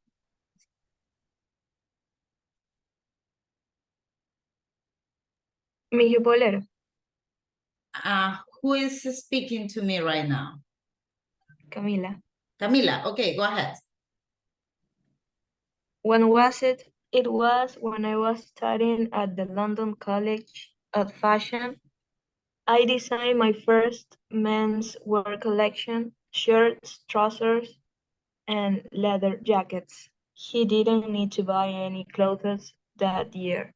Thank you very much, Camila, for your help. So right here, I think that probably you are already familiar with what's the deal with this lady right here, Linka Sierrach, right? So what you will have to do, it's once again, you can reread the interview and you will complete the gaps, right? Gaps are these spaces right here with A to F, okay? So you will have to check which one of these phrases right here makes sense if you add it in these gaps right here. So we have, I absolutely hate dressing as a man. I really understand how women want to feel. My boyfriend at that time was very lucky. My feet were killing me. The only things I enjoy there were art and sewing. They are so chic and their sense of color is so natural to them, okay?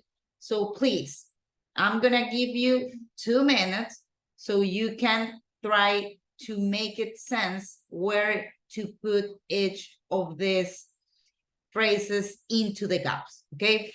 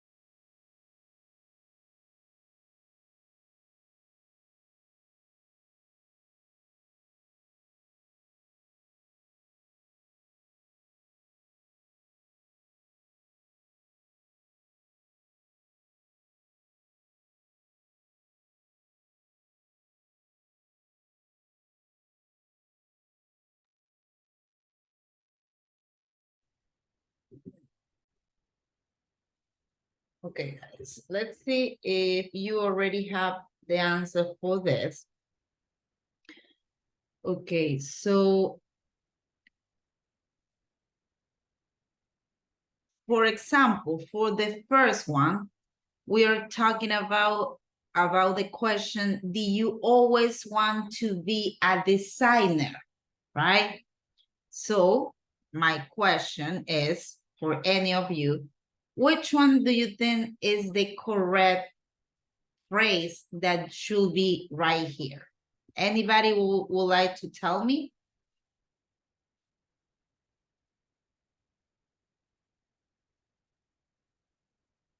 Any volunteer?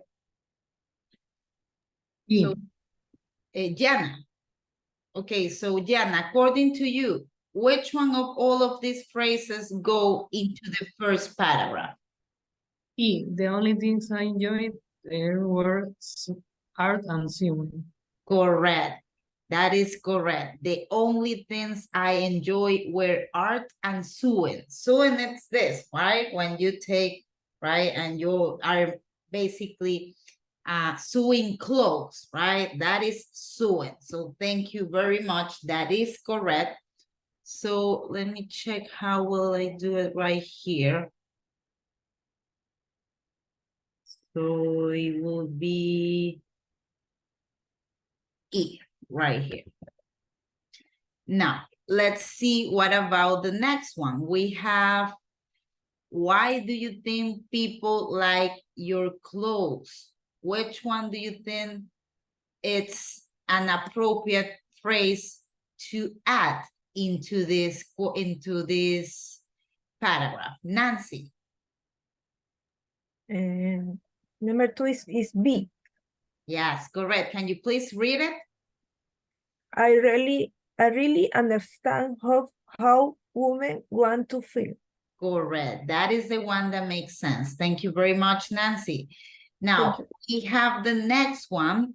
That will be, what did you go as? So, Juan, which one do you think is the phrase that goes into, I'm sorry, I skipped number 3.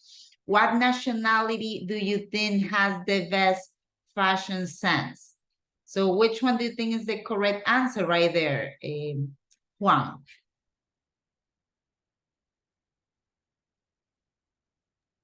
They are so chic and their sense of color is so natural to them. Correct. That is the one that makes sense. Amazing job, Juan. Thank you very much. And let's continue with the next one. So this will be, what did you go as? So I'm gonna ask Cristel Diaz. What about number 4, Cristel? Letter A. Correct. Can you please read letter A? I absolutely haven't risen as a man. Correct. I absolutely hate it. Remember, hate, it's the opposite of love. Okay? You have hate and love. Thank you very much, Cristel. Let's continue with Monica. What about the next one? We have you ever fallen over because you were wearing high heels? Which one do you think it's the correct phrase, Monica? Letter D. Letter D. Can you please read it? My feet were killing me. Correct. My feet were killing me. And we have the last one that, of course, can be letter C. So I'm going to ask, in this case, Justin, can you please read letter C? My boyfriend at that time was very lucky. Correct. Thank you very much, Justin. So now we have all of the answers. Please double check and also check that you are right. You write them in capital letter.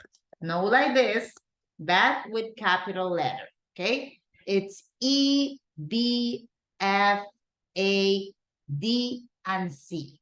All of them with capital letters. Now, before we go into the next activity, I would like that you notice that there are some words highlighted, right? You have wedding dress. You also have customers, fancy dress, high heels, take off, in bare feet, leather. Okay, so notice that wedding dress is, as I was telling you, this dress that the bride used on their wedding day, right? That is the wedding dress.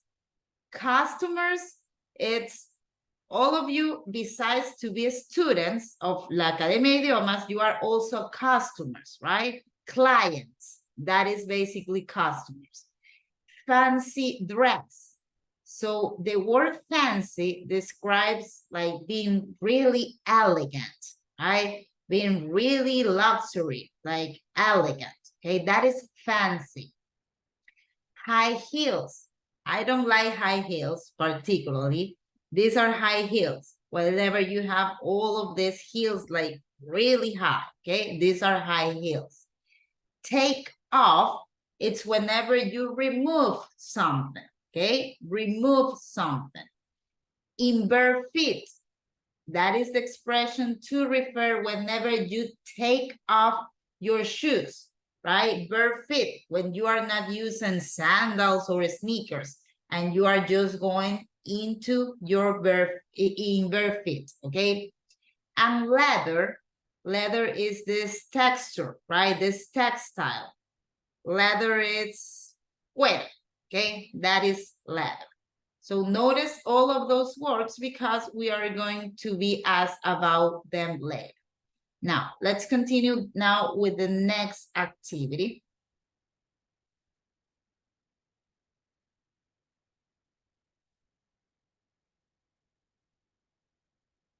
And okay, so take a look right here. As I was telling you, there are some times that we will have to use present perfect, and there were gonna be times that we will have to use past simple. So take a look. Have you ever been to a fancy dress party? So in this case, I'm using present perfect because I'm asking you about any particular time in the past, no a specific moment, but I'm talking about like any time into the past, okay? So once again, usually we use present perfect to refer to the past, but in a really general way, okay? She's seen that film twice. I've never met Nina's husband. So, let's see. Dayana Moreno. Dayana, can you please read this description on when do we use present perfect? We often use the present perfect to talk about past experiences in our life when we don't speak at all. Correct. Thank you very much, Diana. So this is the thing I was telling you, right? We often use the present perfect to talk about past experiences, but we don't specify a time. So we are being really general. Okay, so we have these two verbs right here, been and gone. Okay, and we have compared the present perfect of be and go. Mike has been to Paris. This is referring that he went to Paris and came back, right? Mike has gone to Paris. In this case, I'm talking that Mike is right now in Paris. He hasn't left Paris, okay?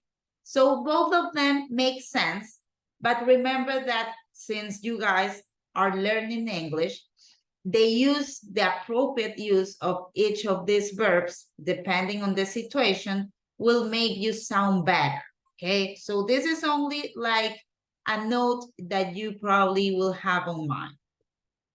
Now, so we have right here present perfect or past simple. So let's see. Elias, do I have, yes, Elias Castillo, can you please read the question on A and the answer on B? Yeah, of course. And letter A. Have you ever been to Mexico? Letter B, yes, I have. Thank you very much, Elias. So once again, I'm telling you and asking you about any part on the past that you may have been in Mexico. So notice, have you ever been in Mexico? Yes, I have. Now, I want to know exactly in what moment you were there. When did you go there? I went last year, okay? So this is like comparison, or you can keep this in mind whenever you are using past simple or present perfect, okay? So we are not going to do this activity because basically this is gonna be more than similar content to the one that we already developed. So we are gonna skip that activity and we are going to develop Grammar Bank A. I'm sorry, let me just check because I'm not sure if that is the one. No, this is not the one. We are not going to do this one. This is the one that we did.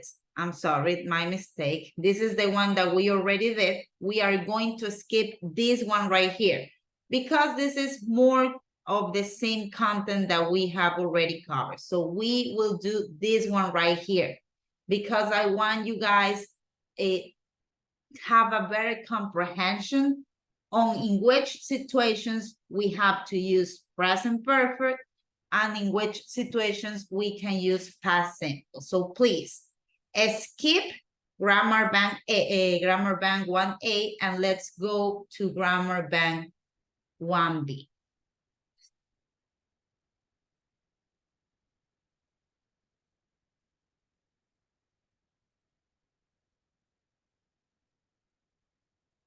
Okay, Monica, can you please read the instruction?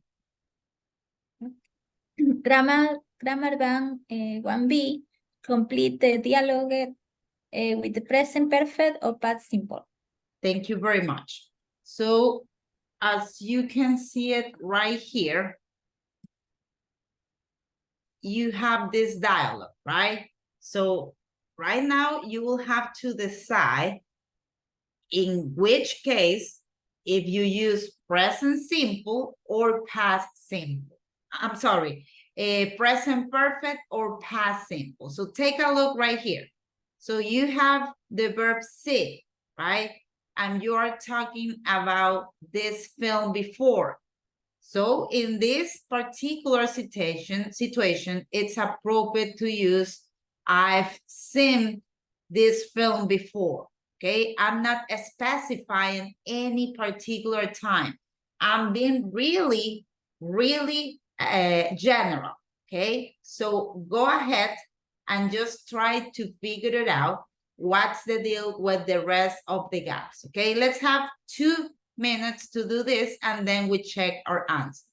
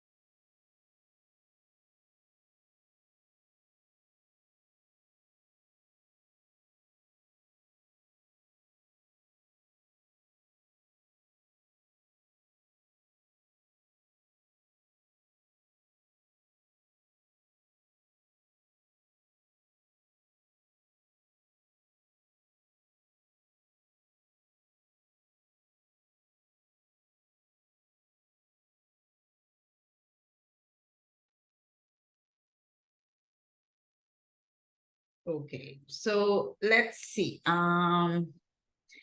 Elizabeth Ramirez, can you please read letter B? Letter B, really? When did you see it? Correct. When did you see it? Notice that right here, I'm asking about a specific time, right? So because of that, Elizabeth's answer is correct. Did you see it? Thank you very much, Elizabeth. Let's continue with Helen Romo. Helen, can you please go with letter A?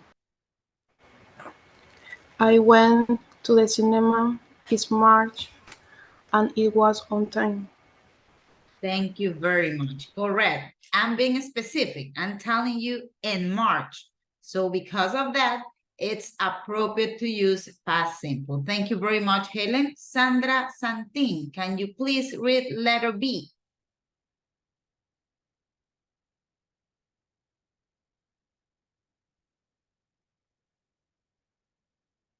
Sandra, your mic is off. Sorry. Okay, go ahead. Yeah. Oh, never mind.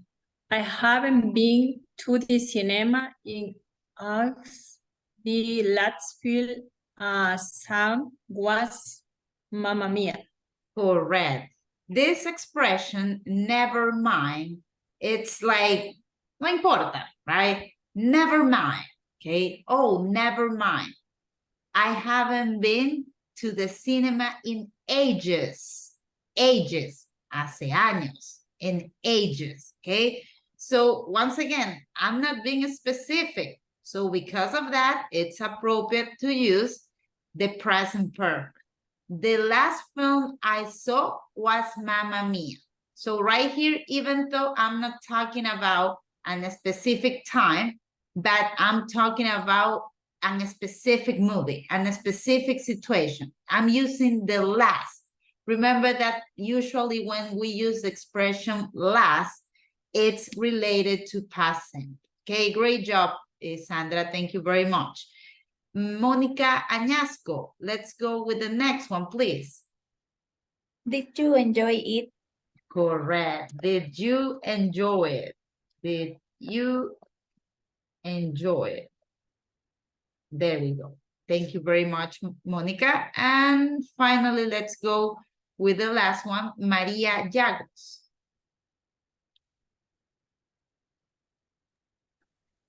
Of course, I love it. Correct.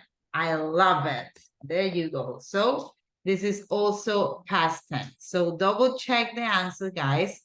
Did you see, went, haven't been? So right here with capital letter, because it's you're starting a question, and right here, love. Okay, so register your activity and let's continue with the next one. So the next activity, it's gonna be related with this, with the use of been and gone, okay? So double check this. Remember, if I use been, right, it's basically that I was there and not anymore. I came back. Right here you have the example. Mike has been to Paris, okay? I have been to Brazil, right? So I'm telling you guys, I have been to Brazil. That was in the past. Right now, I'm already in Guayaquil. But if I tell you guys, next weekend, there is not gonna be classes because Miss Andrea has gone to UK. Okay, Miss Andrea is in UK right now.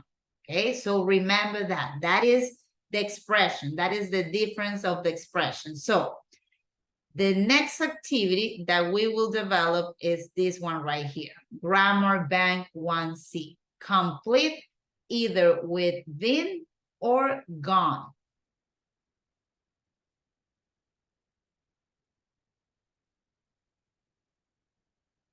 So right here you have 5 sentences, okay? And you also have the example where as I assume that right here it's wrong because I don't think that Ro it's a name, but anyway, where's wrong? He's gone to the football match. Also right here we have a mistake. He's gone to the football match. So according to this, he's gone to the football match. Is that wrong? Right now is on the football match. Okay, so just try to think it through and try to fill the gaps either with been or gone. Okay, let's have 2 minutes.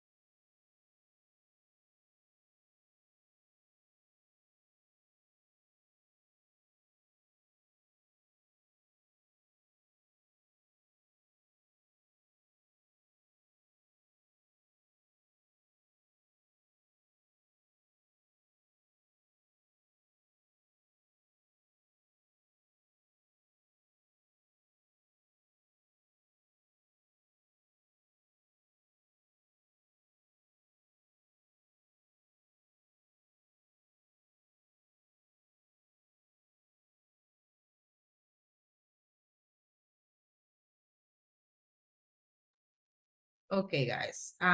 Melanie, can you please read number 1? The kids aren't here. They all gone out.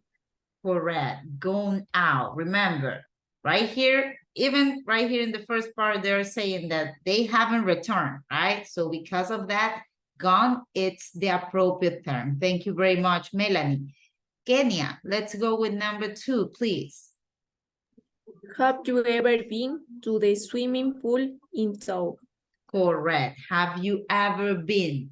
That is a really common question that we can use, a question structure. Have you ever been in Londres? Have you ever been in Guayaquil? Have you ever been? Okay, so great job, Kenya. Thank you very much. Let's continue with number 3, Kevin Solis. Number 3, ¿verdad? Yes. Sí. I haven't been to Swiss new flat yet. Correct. I haven't been to Sue's new flat yet. Do you guys remember what is flat? What is a similar word of flat? Apartment. Correct. Remember that flat, it's the UK using this, right? The British term, but in United States, North American English, they are going to be using apartment. Okay, so it's the exact same thing. Let's see the next one. Okay, Elizabeth Ramirez. Guys, it's Kenya. Okay, I mute you. Okay, Elizabeth, go ahead. Number 4, please.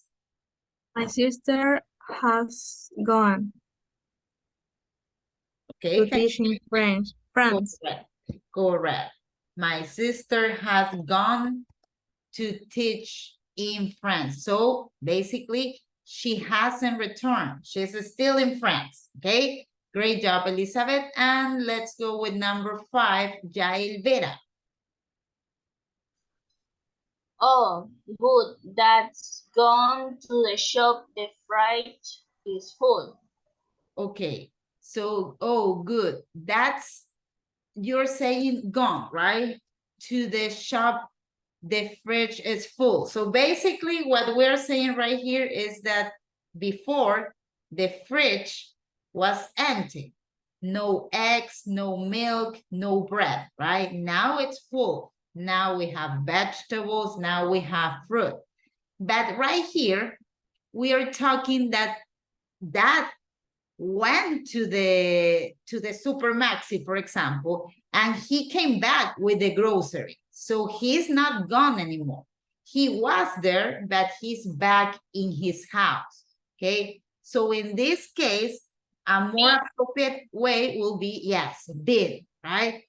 Porque dice que estoy revisando el refri y ya hay comida, ¿verdad? Entonces el papá fue al Supermaxi, ya trajo la comida y ya volvió. Entonces no es que ya sigue por allá, ya regresó. Okay, so good. That's been to the shop. The fridge is full. Okay. Thank you very much, guys. Let's continue with the next one. Before, check it out. It's gone, been, gone, and been. Okay, those are the answers. Now let's go with a listening activity right now.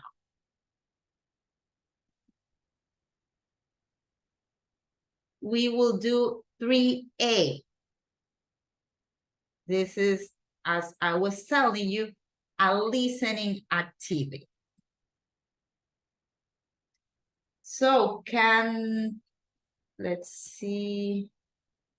Maria de Los Angeles, can you please read the instruction?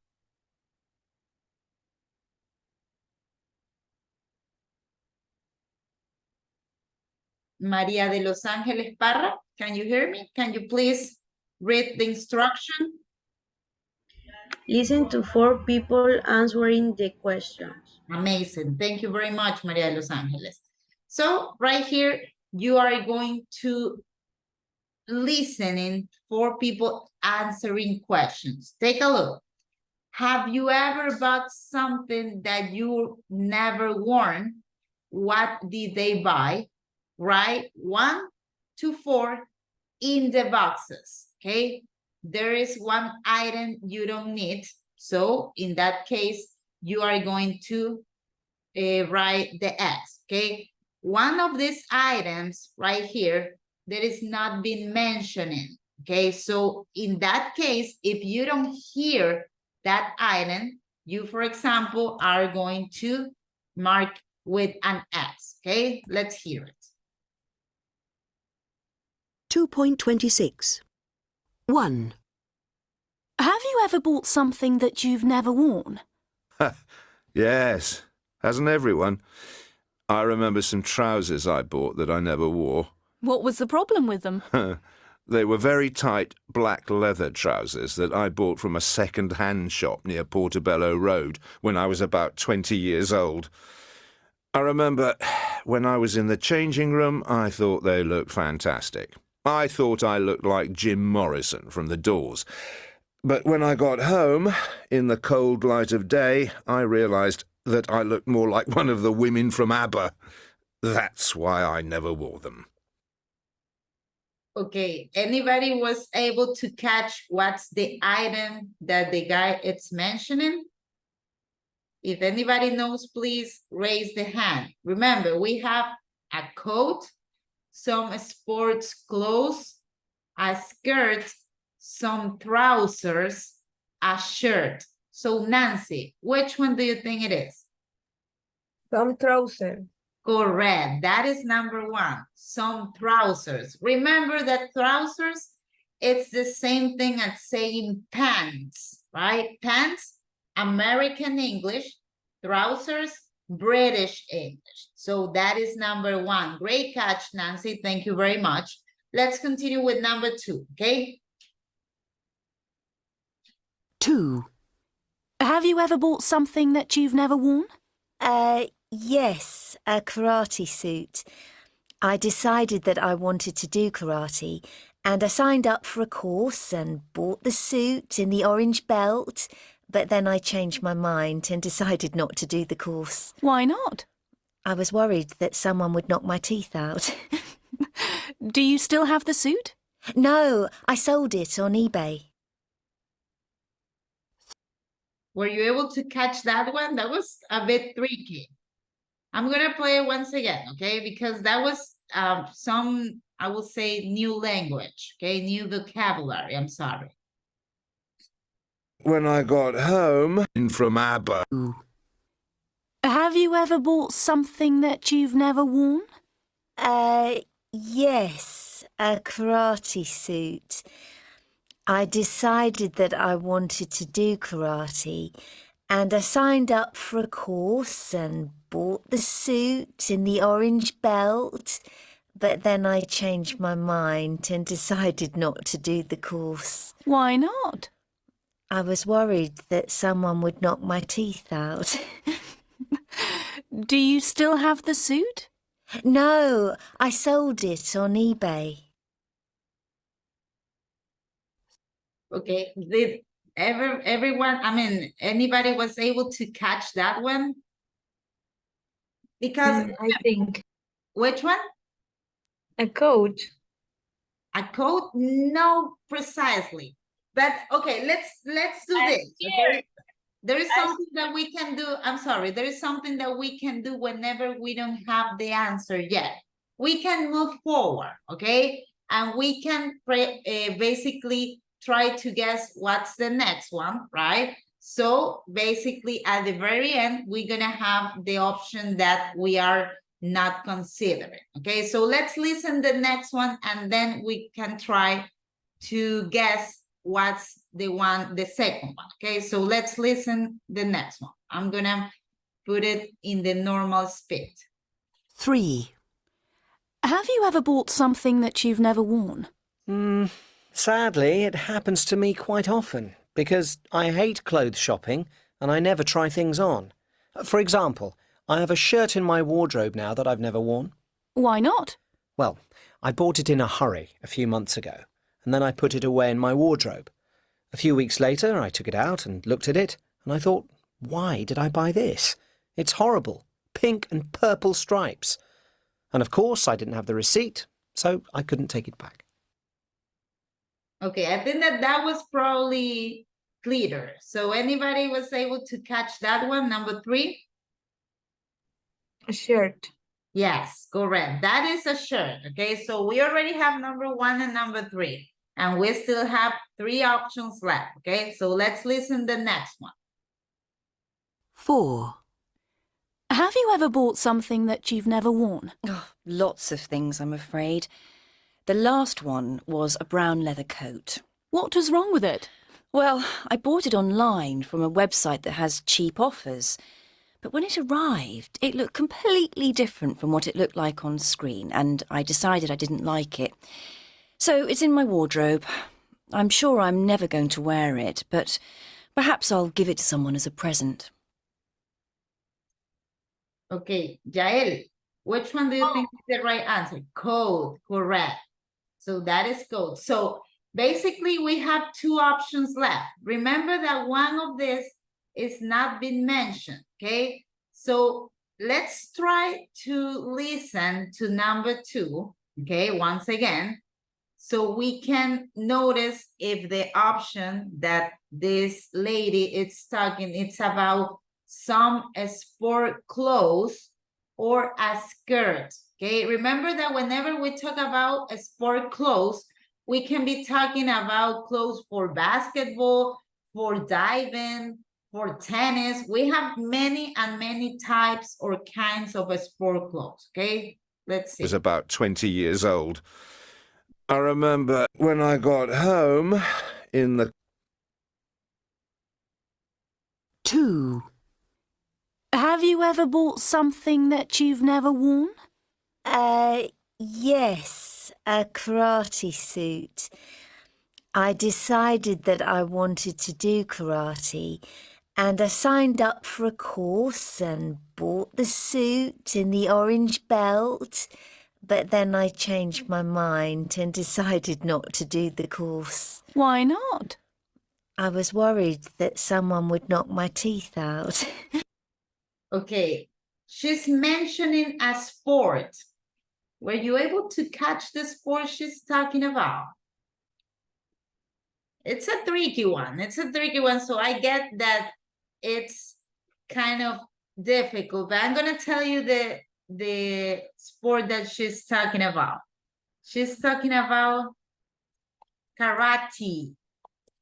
We say karate, right? That's why this is a new word. But she's talking about a karate suit, right? You know, that white suit, right? And she's also speaking about a belt, right? Remember that these guys, they use belts, white belt, a green belt, orange belt, right? So now that you know it's karate suit, re-listen the audio and you are gonna notice that she's referring to that. That you've never worn? Yes, a karate suit. A karate suit, right? She's mentioning some sports clothes. So that is number 2. And basically the X, just do it like this because I don't know if it's gonna take your X as the same as the option right here, okay? So let's continue listening. I decided that I wanted to do karate, and I signed up for a course. So she said, I decided that I want to do karate, and she signed up for a course, okay? And bought the suit and the orange belt, but then I changed my mind and decided. And she bought the suit and the orange belt, but finally she changed her mind. Decided not to do the course. Why not? I was worried that someone would knock my teeth out. So she said that she decided to not take the course because she didn't want that somebody took her teeth out, you know, with a punch. So she's referring to that, okay? So please, guys, check the answers. We have 4, 2, X, my suggestion is to drag the X right here, number 1 and number 3. Those are the options.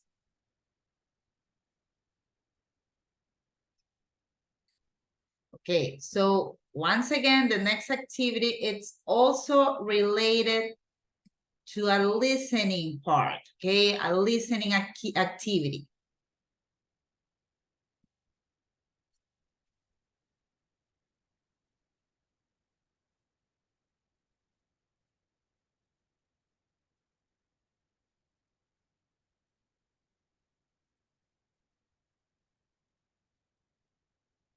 Okay, so Sebastián Rodriguez, can you please read the instruction?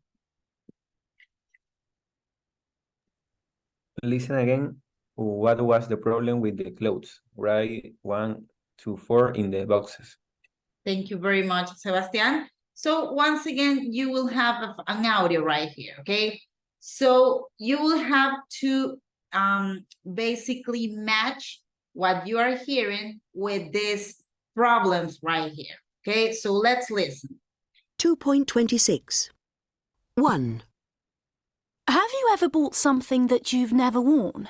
Okay, it's exactly the same audio, right?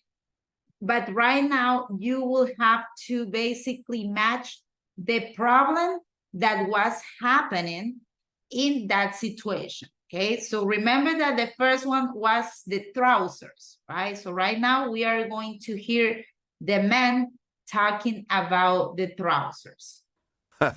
Yes, hasn't everyone? I remember some trousers I bought that I never wore. What was the problem with them? They were very tight black leather trousers that I bought from a second-hand shop near Portobello Road when I was about 20 years old. I remember when I was in the changing room, I thought they looked fantastic. I thought I looked like Jim Morrison from The Doors. But when I got home, in the cold light of day, I realised that I looked more like one of the women from ABBA. That's why I never wore them. Okay, anybody was able to catch what's the problem in that situation? I think it's the wanted to look like a famous singer. Correct. Do you catch what's the singer that he's talking about?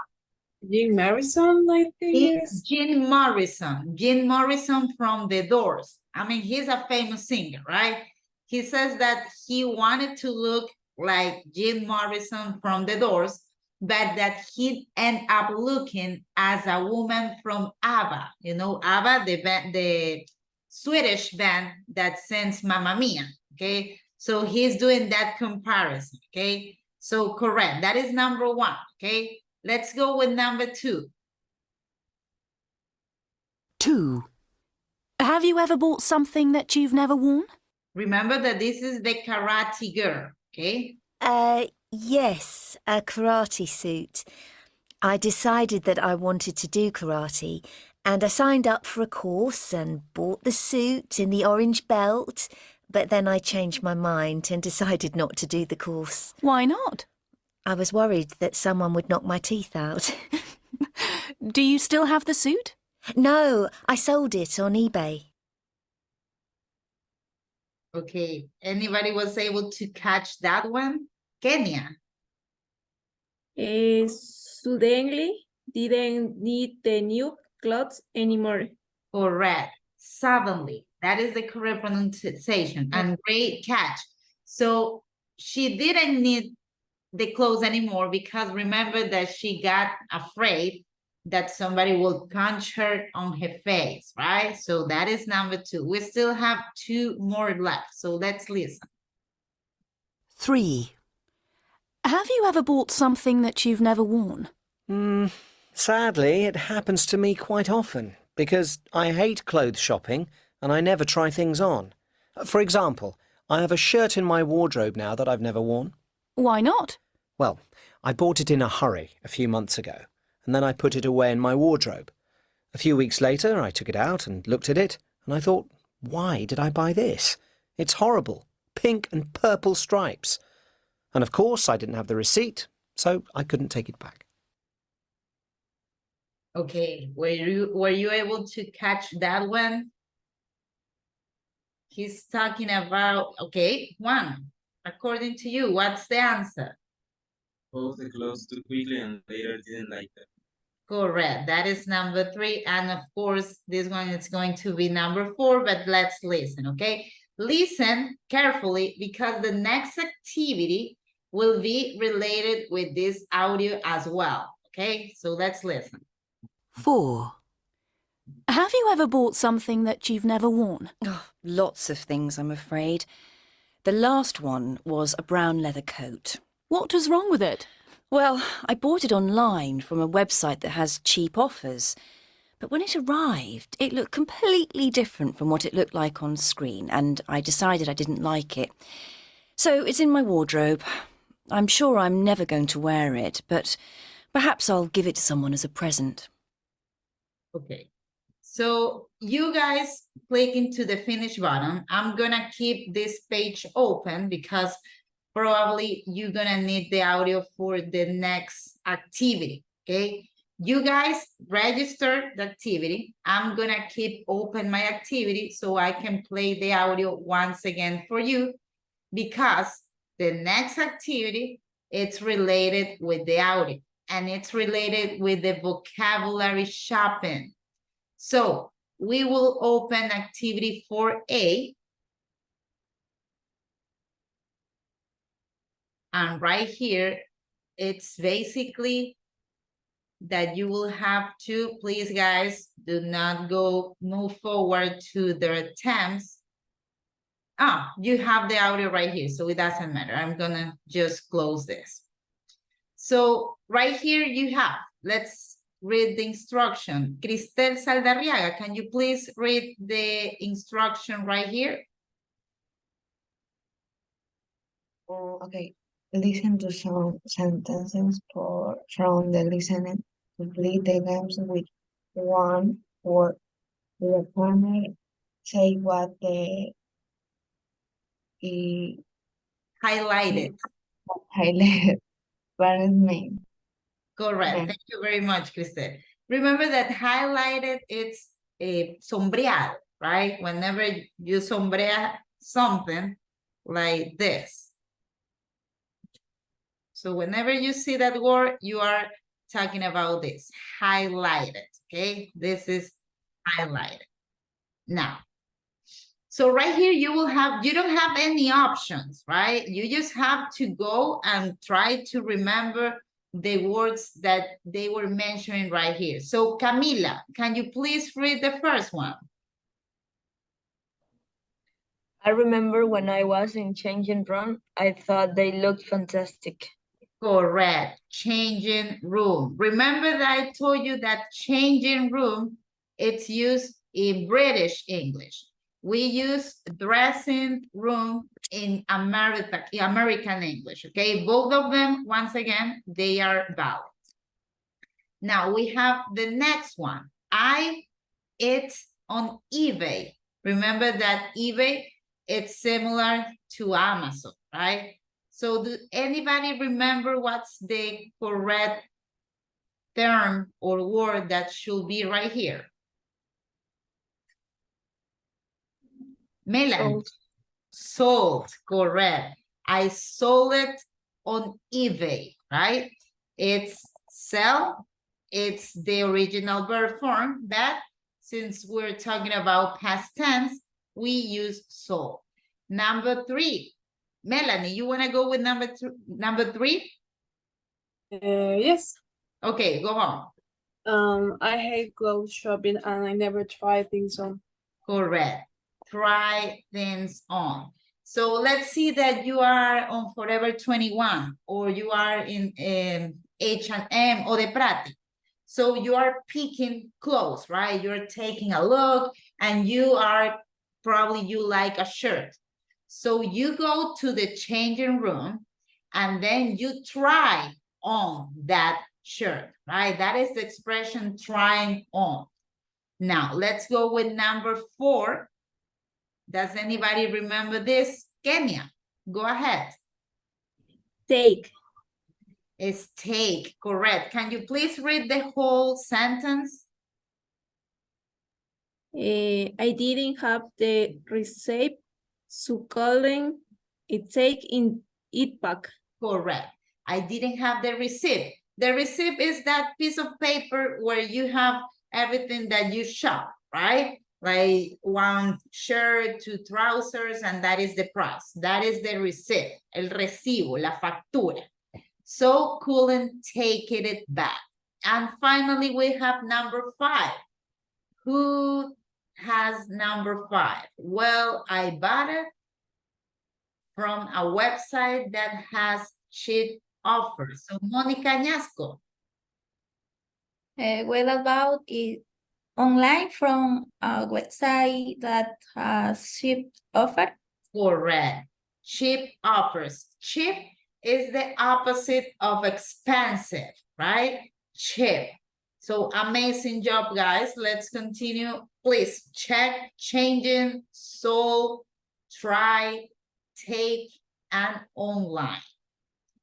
Let's go with the next activity. And probably this is gonna be the last one because it's almost 1. Right now, we have more vocabulary related to shopping. Remember that that is one of the sections I told you that we were covering. So take a look. Right here, basically, it's matching these pictures, these photos with the terms. Listen to the pronunciation, okay? So you have changing rooms, then you have checkout, customer, receipt, shop assistant, take something back. Remember that we were checking yesterday that this is an abbreviation for something, right? Take something back. Trolley, basket. Trolley, basket. Try something on. Try something on. Okay, so let's have 2 minutes to do this, and then you guys give me the answers so we can double check this.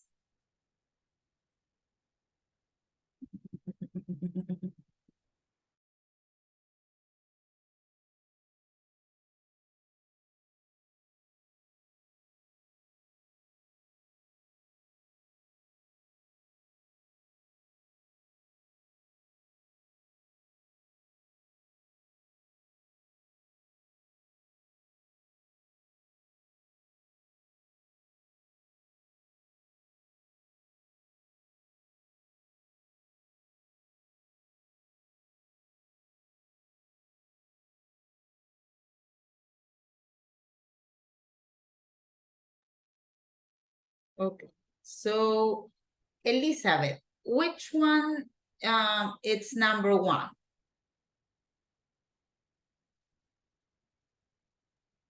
Checkout. Number, okay, this one right here, do you think that this is checkout? Yes. Okay, it's not, okay, that is not checkout. Notice something, okay? Things are kind of tricky with these pictures because it's mostly about your interpretation, right? So I get that we can get confused right here. Notice, Elizabeth, that right here we have a lot of cashiers, right? Cajeros. So you're seeing that people, it's in the line, right? They are paying. So number 3 will be more appropriate to say that is checkout, right? Remember that checkout is when you are done shopping, right? You already took all of the groceries and all of the clothes, whatever, and you go to the cashier and you pay, right? That is checkout. So number 3 will be more appropriate for checkout, okay? Now, Maria Llanos, Which one do you think is number 1?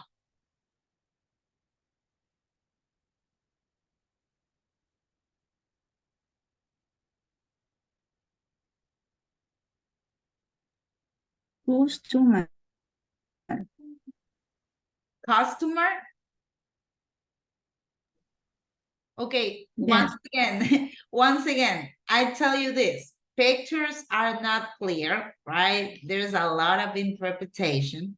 So it's not customer either. I'm gonna tell you which one is number 1, okay? Number 1 is this one right here.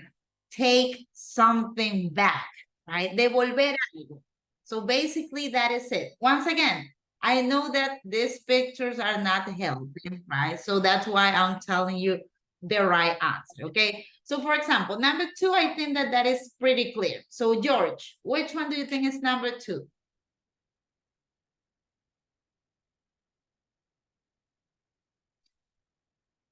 George Núñez? Okay, number 2? This one right here.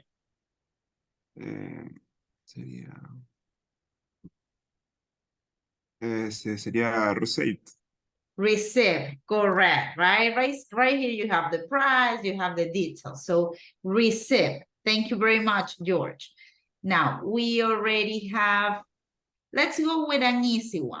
Let's say, okay, number 6. Okay, let's go. Daniela Vélez. Which one do you think is number 6? Number 6 is try something on. Correct. Try something on. So in this one, it's pretty clear, right? She's like trying those pants on, okay? Now, number 7, I think that it's also clear. So let's see. Kevin Solis, according to you, which one is number 7? Number 7. Number 7 is, please wait. Number 7, trolley basket. Correct. Trolley or basket. That is number 7. I'm sorry. Right here. So we still have left shop assistant. We also have left customer. And we also have changing rooms. So which one do you think is changing rooms, Mónica Añasco? 5. Correct. That is number 5. So we still have 2 left. Customer and shop assistant. So Camila Santa Cruz, which one do you think is number 4?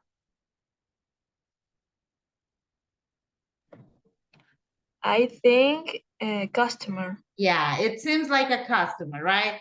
Because the next one, it seems like the description right here. So Yael, what is number 8?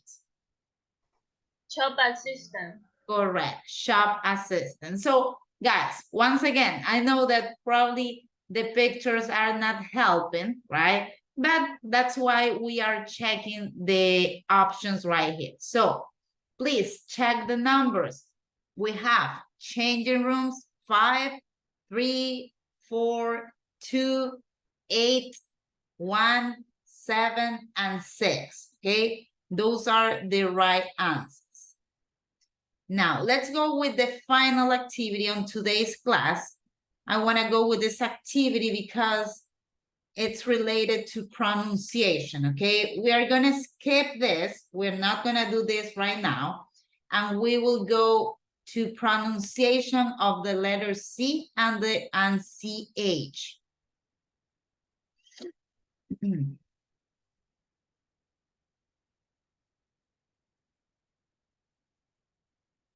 Okay, so Nancy, can you please read the instruction?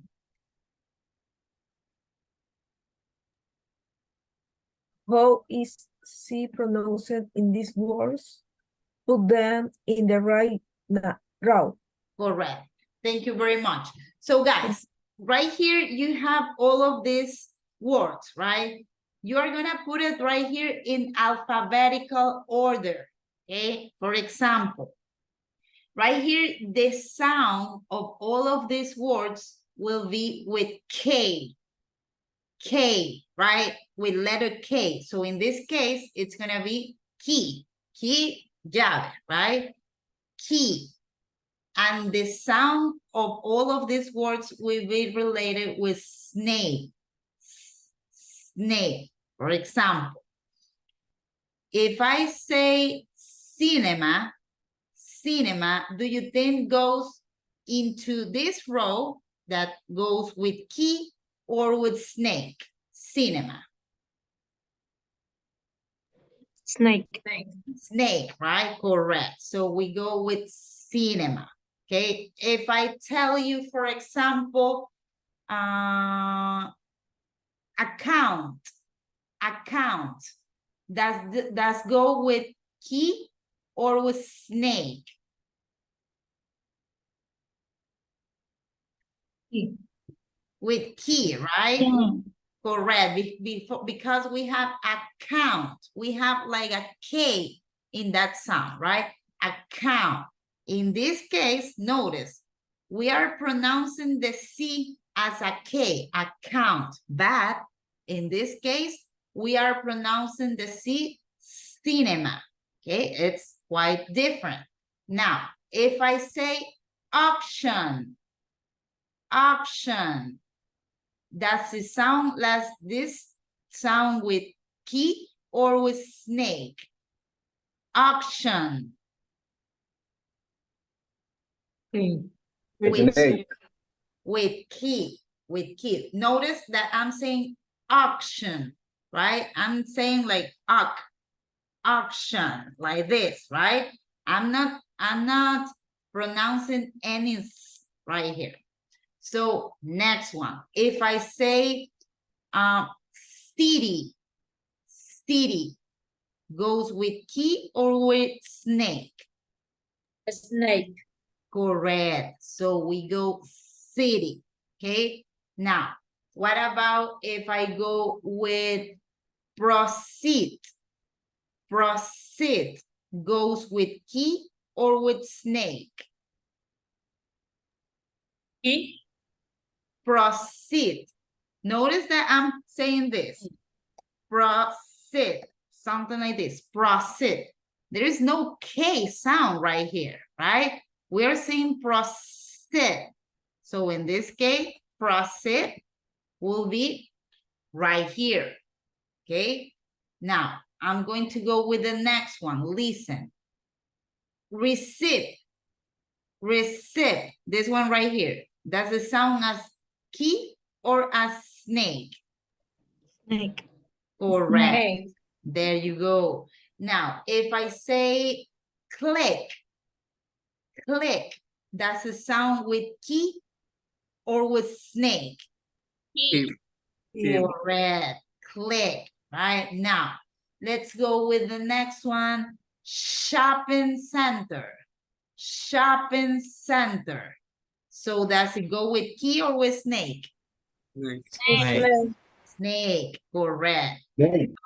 Now we know that the remaining ones go into this one, but let's listen anyway, okay? We also have close, close, right?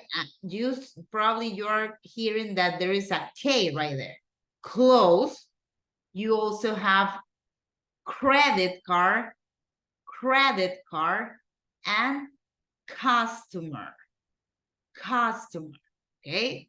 So guys, this is not like a norm, right?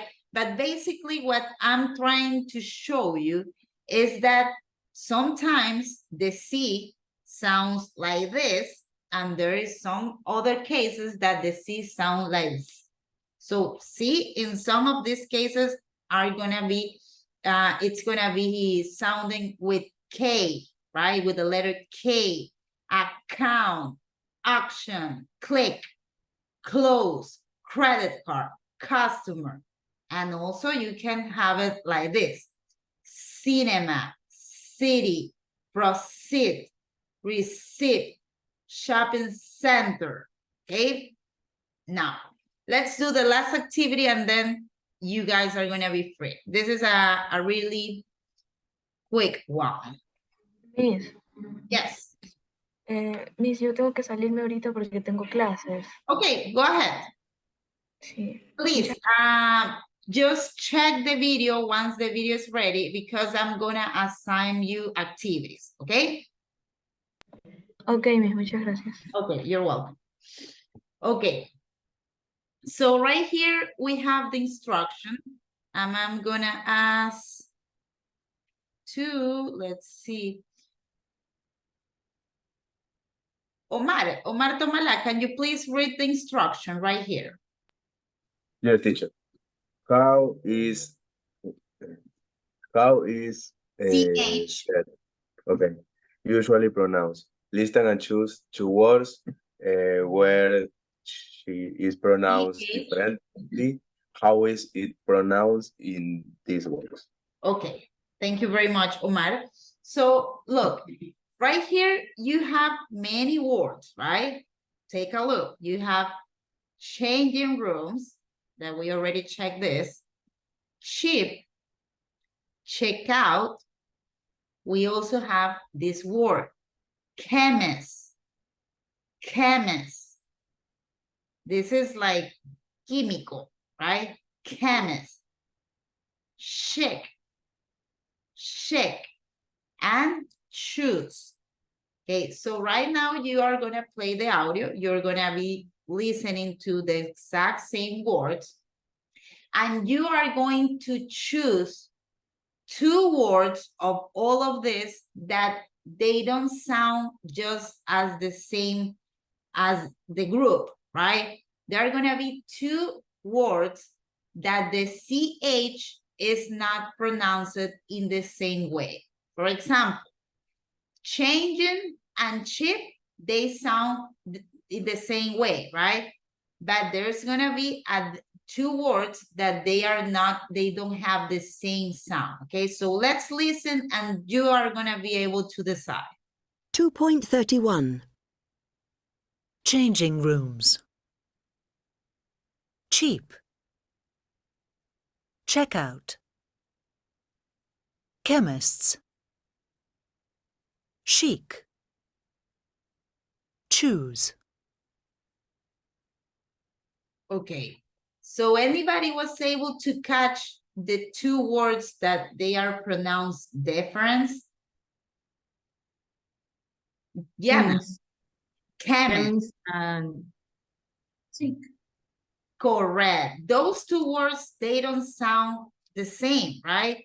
We don't say chemist, no, we say chemist. And we don't say chic, we say chic. Okay, listen once again so you can notice that the pronunciation of the CH in these two cases, it's quite different. 2.31. Changing rooms. Cheap. Checkout. Chemists. Chic. Choose. Okay, so that is the situation with these two. So there is also, for example, the word chemistry, química, right? So there's chemistry between us. Hay química entre nosotros, right? Chemistry or chemist in this case. Now, please, in these cases, go with the X. So it will be X, X, X, check, check, and X. Okay, so you can have them properly. I will go in this with this, the drag and drop better, so you don't have any problem with the rating, okay? Okay, guys, so right now we are done with today's class, but I'm gonna ask you to do some activities right here, from right here, okay? Yes. Somebody say miss? Okay. So, yes. Disculpe interrumpirla. Lo que pasa es que en la actividad que acabamos de hacer puse exactamente las respuestas como eran y me sale que en las dos de visto están erróneas. Tell me one, Miss. A mí también me Sí, pasó eso era lo lo que mismo. también. También, Miss. Okay, doesn't matter, guys. I'm gonna check that. Do not worry, okay? But right now, let me tell you about the activities that you have to develop, okay? You will have to develop, let me check. There are not a lot of activities. There are like 3, that's it.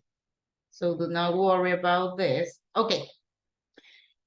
The activity that you will have to develop is this one right here, vocabulary bank 2A. And the last activity right here that says, let me check, this one right here. Complete the questions with the past participle of the verb. That's it, those 2 activities. I'm gonna send the captures of this so you can have it in mind. It's unit 4B, remember. And right here you have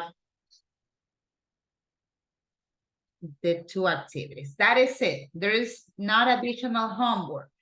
Okay, so I'm doing this with a purpose, okay? My objective, not giving you a lot of things to do, is that you can progress on Alticia. Please, this is important, okay? Now, before I move into Alticia, if you see some activities available from 4C, don't do it. Remember, only do the activities that I tell you to do. Those two activities that I assigned to you previously, those are the only ones that you have to do. Now, I'm going back to the Alticia thing. Please, you need to progress on this. Do not lose points because you are not going to achieve 100% of your progress, okay? That is my recommendation because, once again, I keep telling you this. I don't get paid more money if you guys fail. No, I mean, that is not on my intentions. My intention right here is that you learn and that you can go into the next level, okay? So in order to do that, my recommendation is to go and practice in Alticia, not only to get 100% into the progress part, but also this is going to allow you to get better into your English skills, okay? So any questions before we go? Because I always say that I'm leaving and you guys, in that moment, you want to say something. So do you have any questions? Go ahead. Es la actividad donde dice la 6 speaking. Complete. No. Eso no hay que hacer.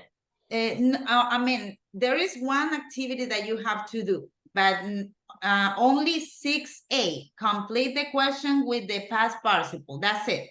If you don't see another activity, it's not something that you have to do, okay? ¿Hay que enviársela o solamente hay que hacerla? Just do it right here.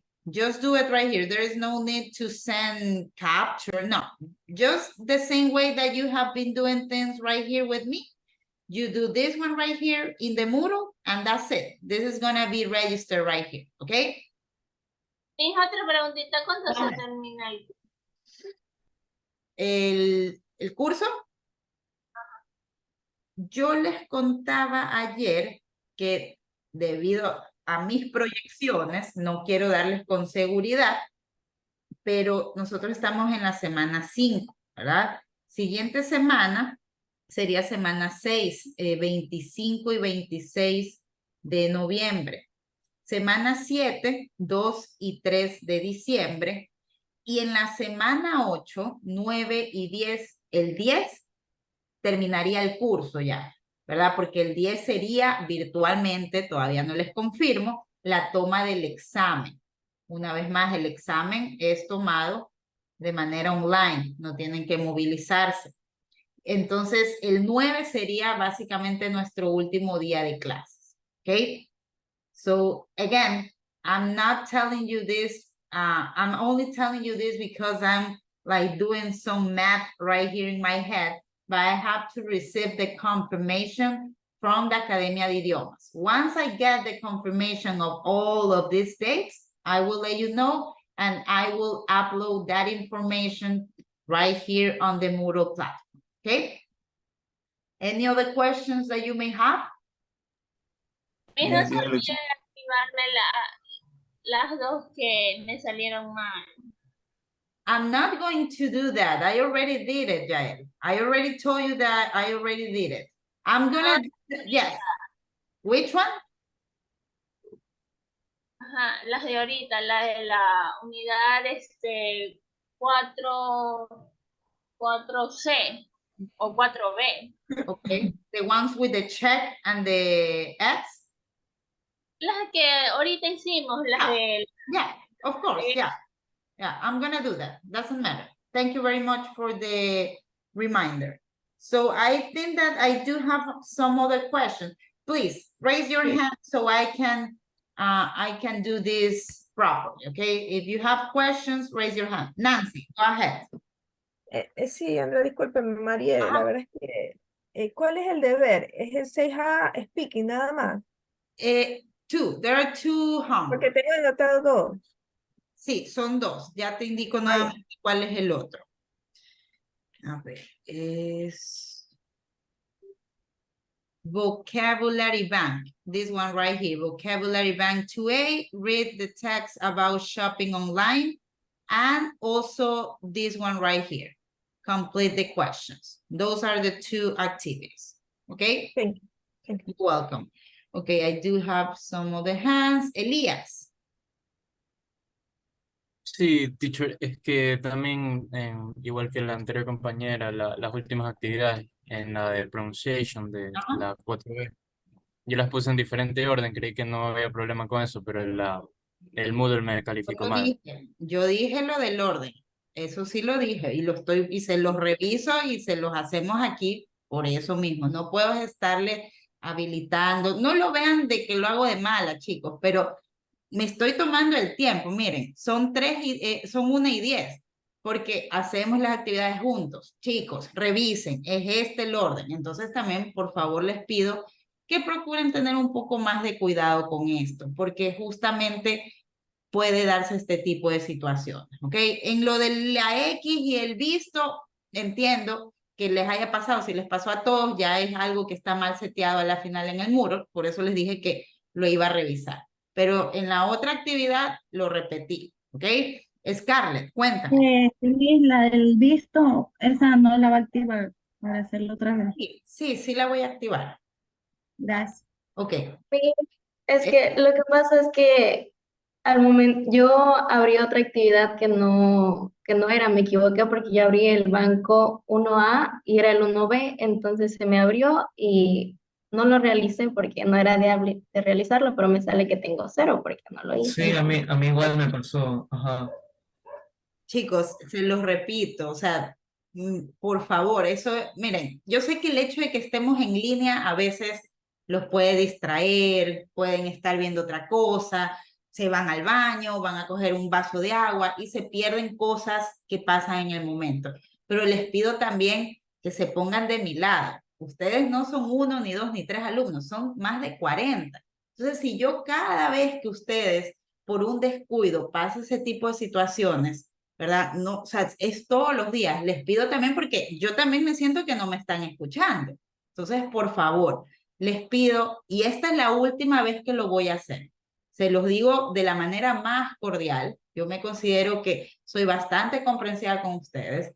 Pero por favor, me envían cuáles son las actividades. No se los voy a decir que los voy a activar en ahorita mismo, porque pues así es como ustedes tienen que hacer cosas, yo también. Mañana empezamos exámenes en la universidad y tengo también que hacer exámenes. Entonces, también pónganse en mi parte, ¿sí? Escríbanme por el grupo de WhatsApp cuáles son las actividades, por favor.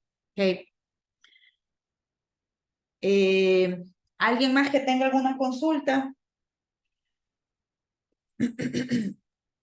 Teacher, disculpe, ¿de qué unidad es en la tarea? En el chat está, puse ahí 4B. Yeah, thank you, teacher. Ok. Mónica.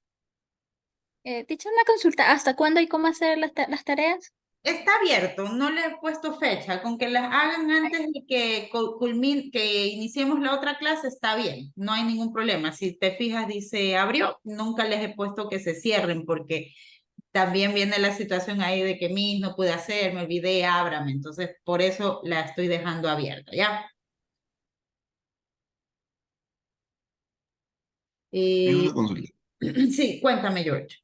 Sí, en la actividad que era de pronunciación de por qué en el Chemist y en el Chic fueron marcadas como incorrectas, pero se supone que sí eran.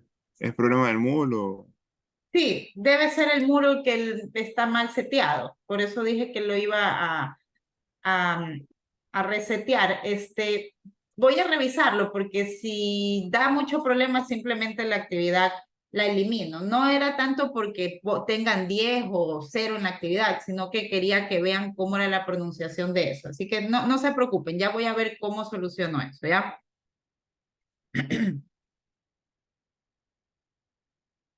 ¿Alguna otra consulta, chicos, antes de que se puedan retirar? No. Sí, el día del examen, empezamos el examen a las 9 en punto o nos conectamos un poco más tarde Por lo general el examen inicia 11 de la mañana, así ha sido en las últimas cortes. Pero como les digo, todavía no tengo confirmación del día. Esa es una fecha tentativa que yo se las estoy mencionando hasta que no reciba una confirmación por parte de la academia, no lo tengamos todavía de manera oficial, ¿sí?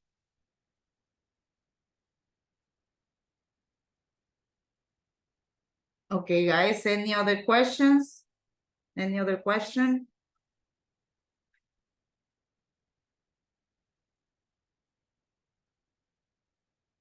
Okay, guys. So thank you very much. And once again, lo que les dije hace rato no lo tomen para mal, chicos. Tengo algunos cursos en esta corte. Me atrevería a decir que ustedes son uno de los cursos con los que más me divierto enseñando. Son un curso bastante participativo. Y si les digo las cosas que les digo, es para que traten de estar, no solamente en esta materia, sino en general. A veces tenemos esta noción de que las clases en línea no es lo mismo que las clases presenciales porque no se le da cierta relevancia y nos distraemos, ¿no? Entonces, más que nada, se los digo por eso, ¿sí? Así que espero que tengan un bonito fin de semana y nos vemos la próxima semana, ¿ok? Thank you very much, guys. Bye. Thanks so much. Bye, guys. Bye. Have a great weekend. Bye.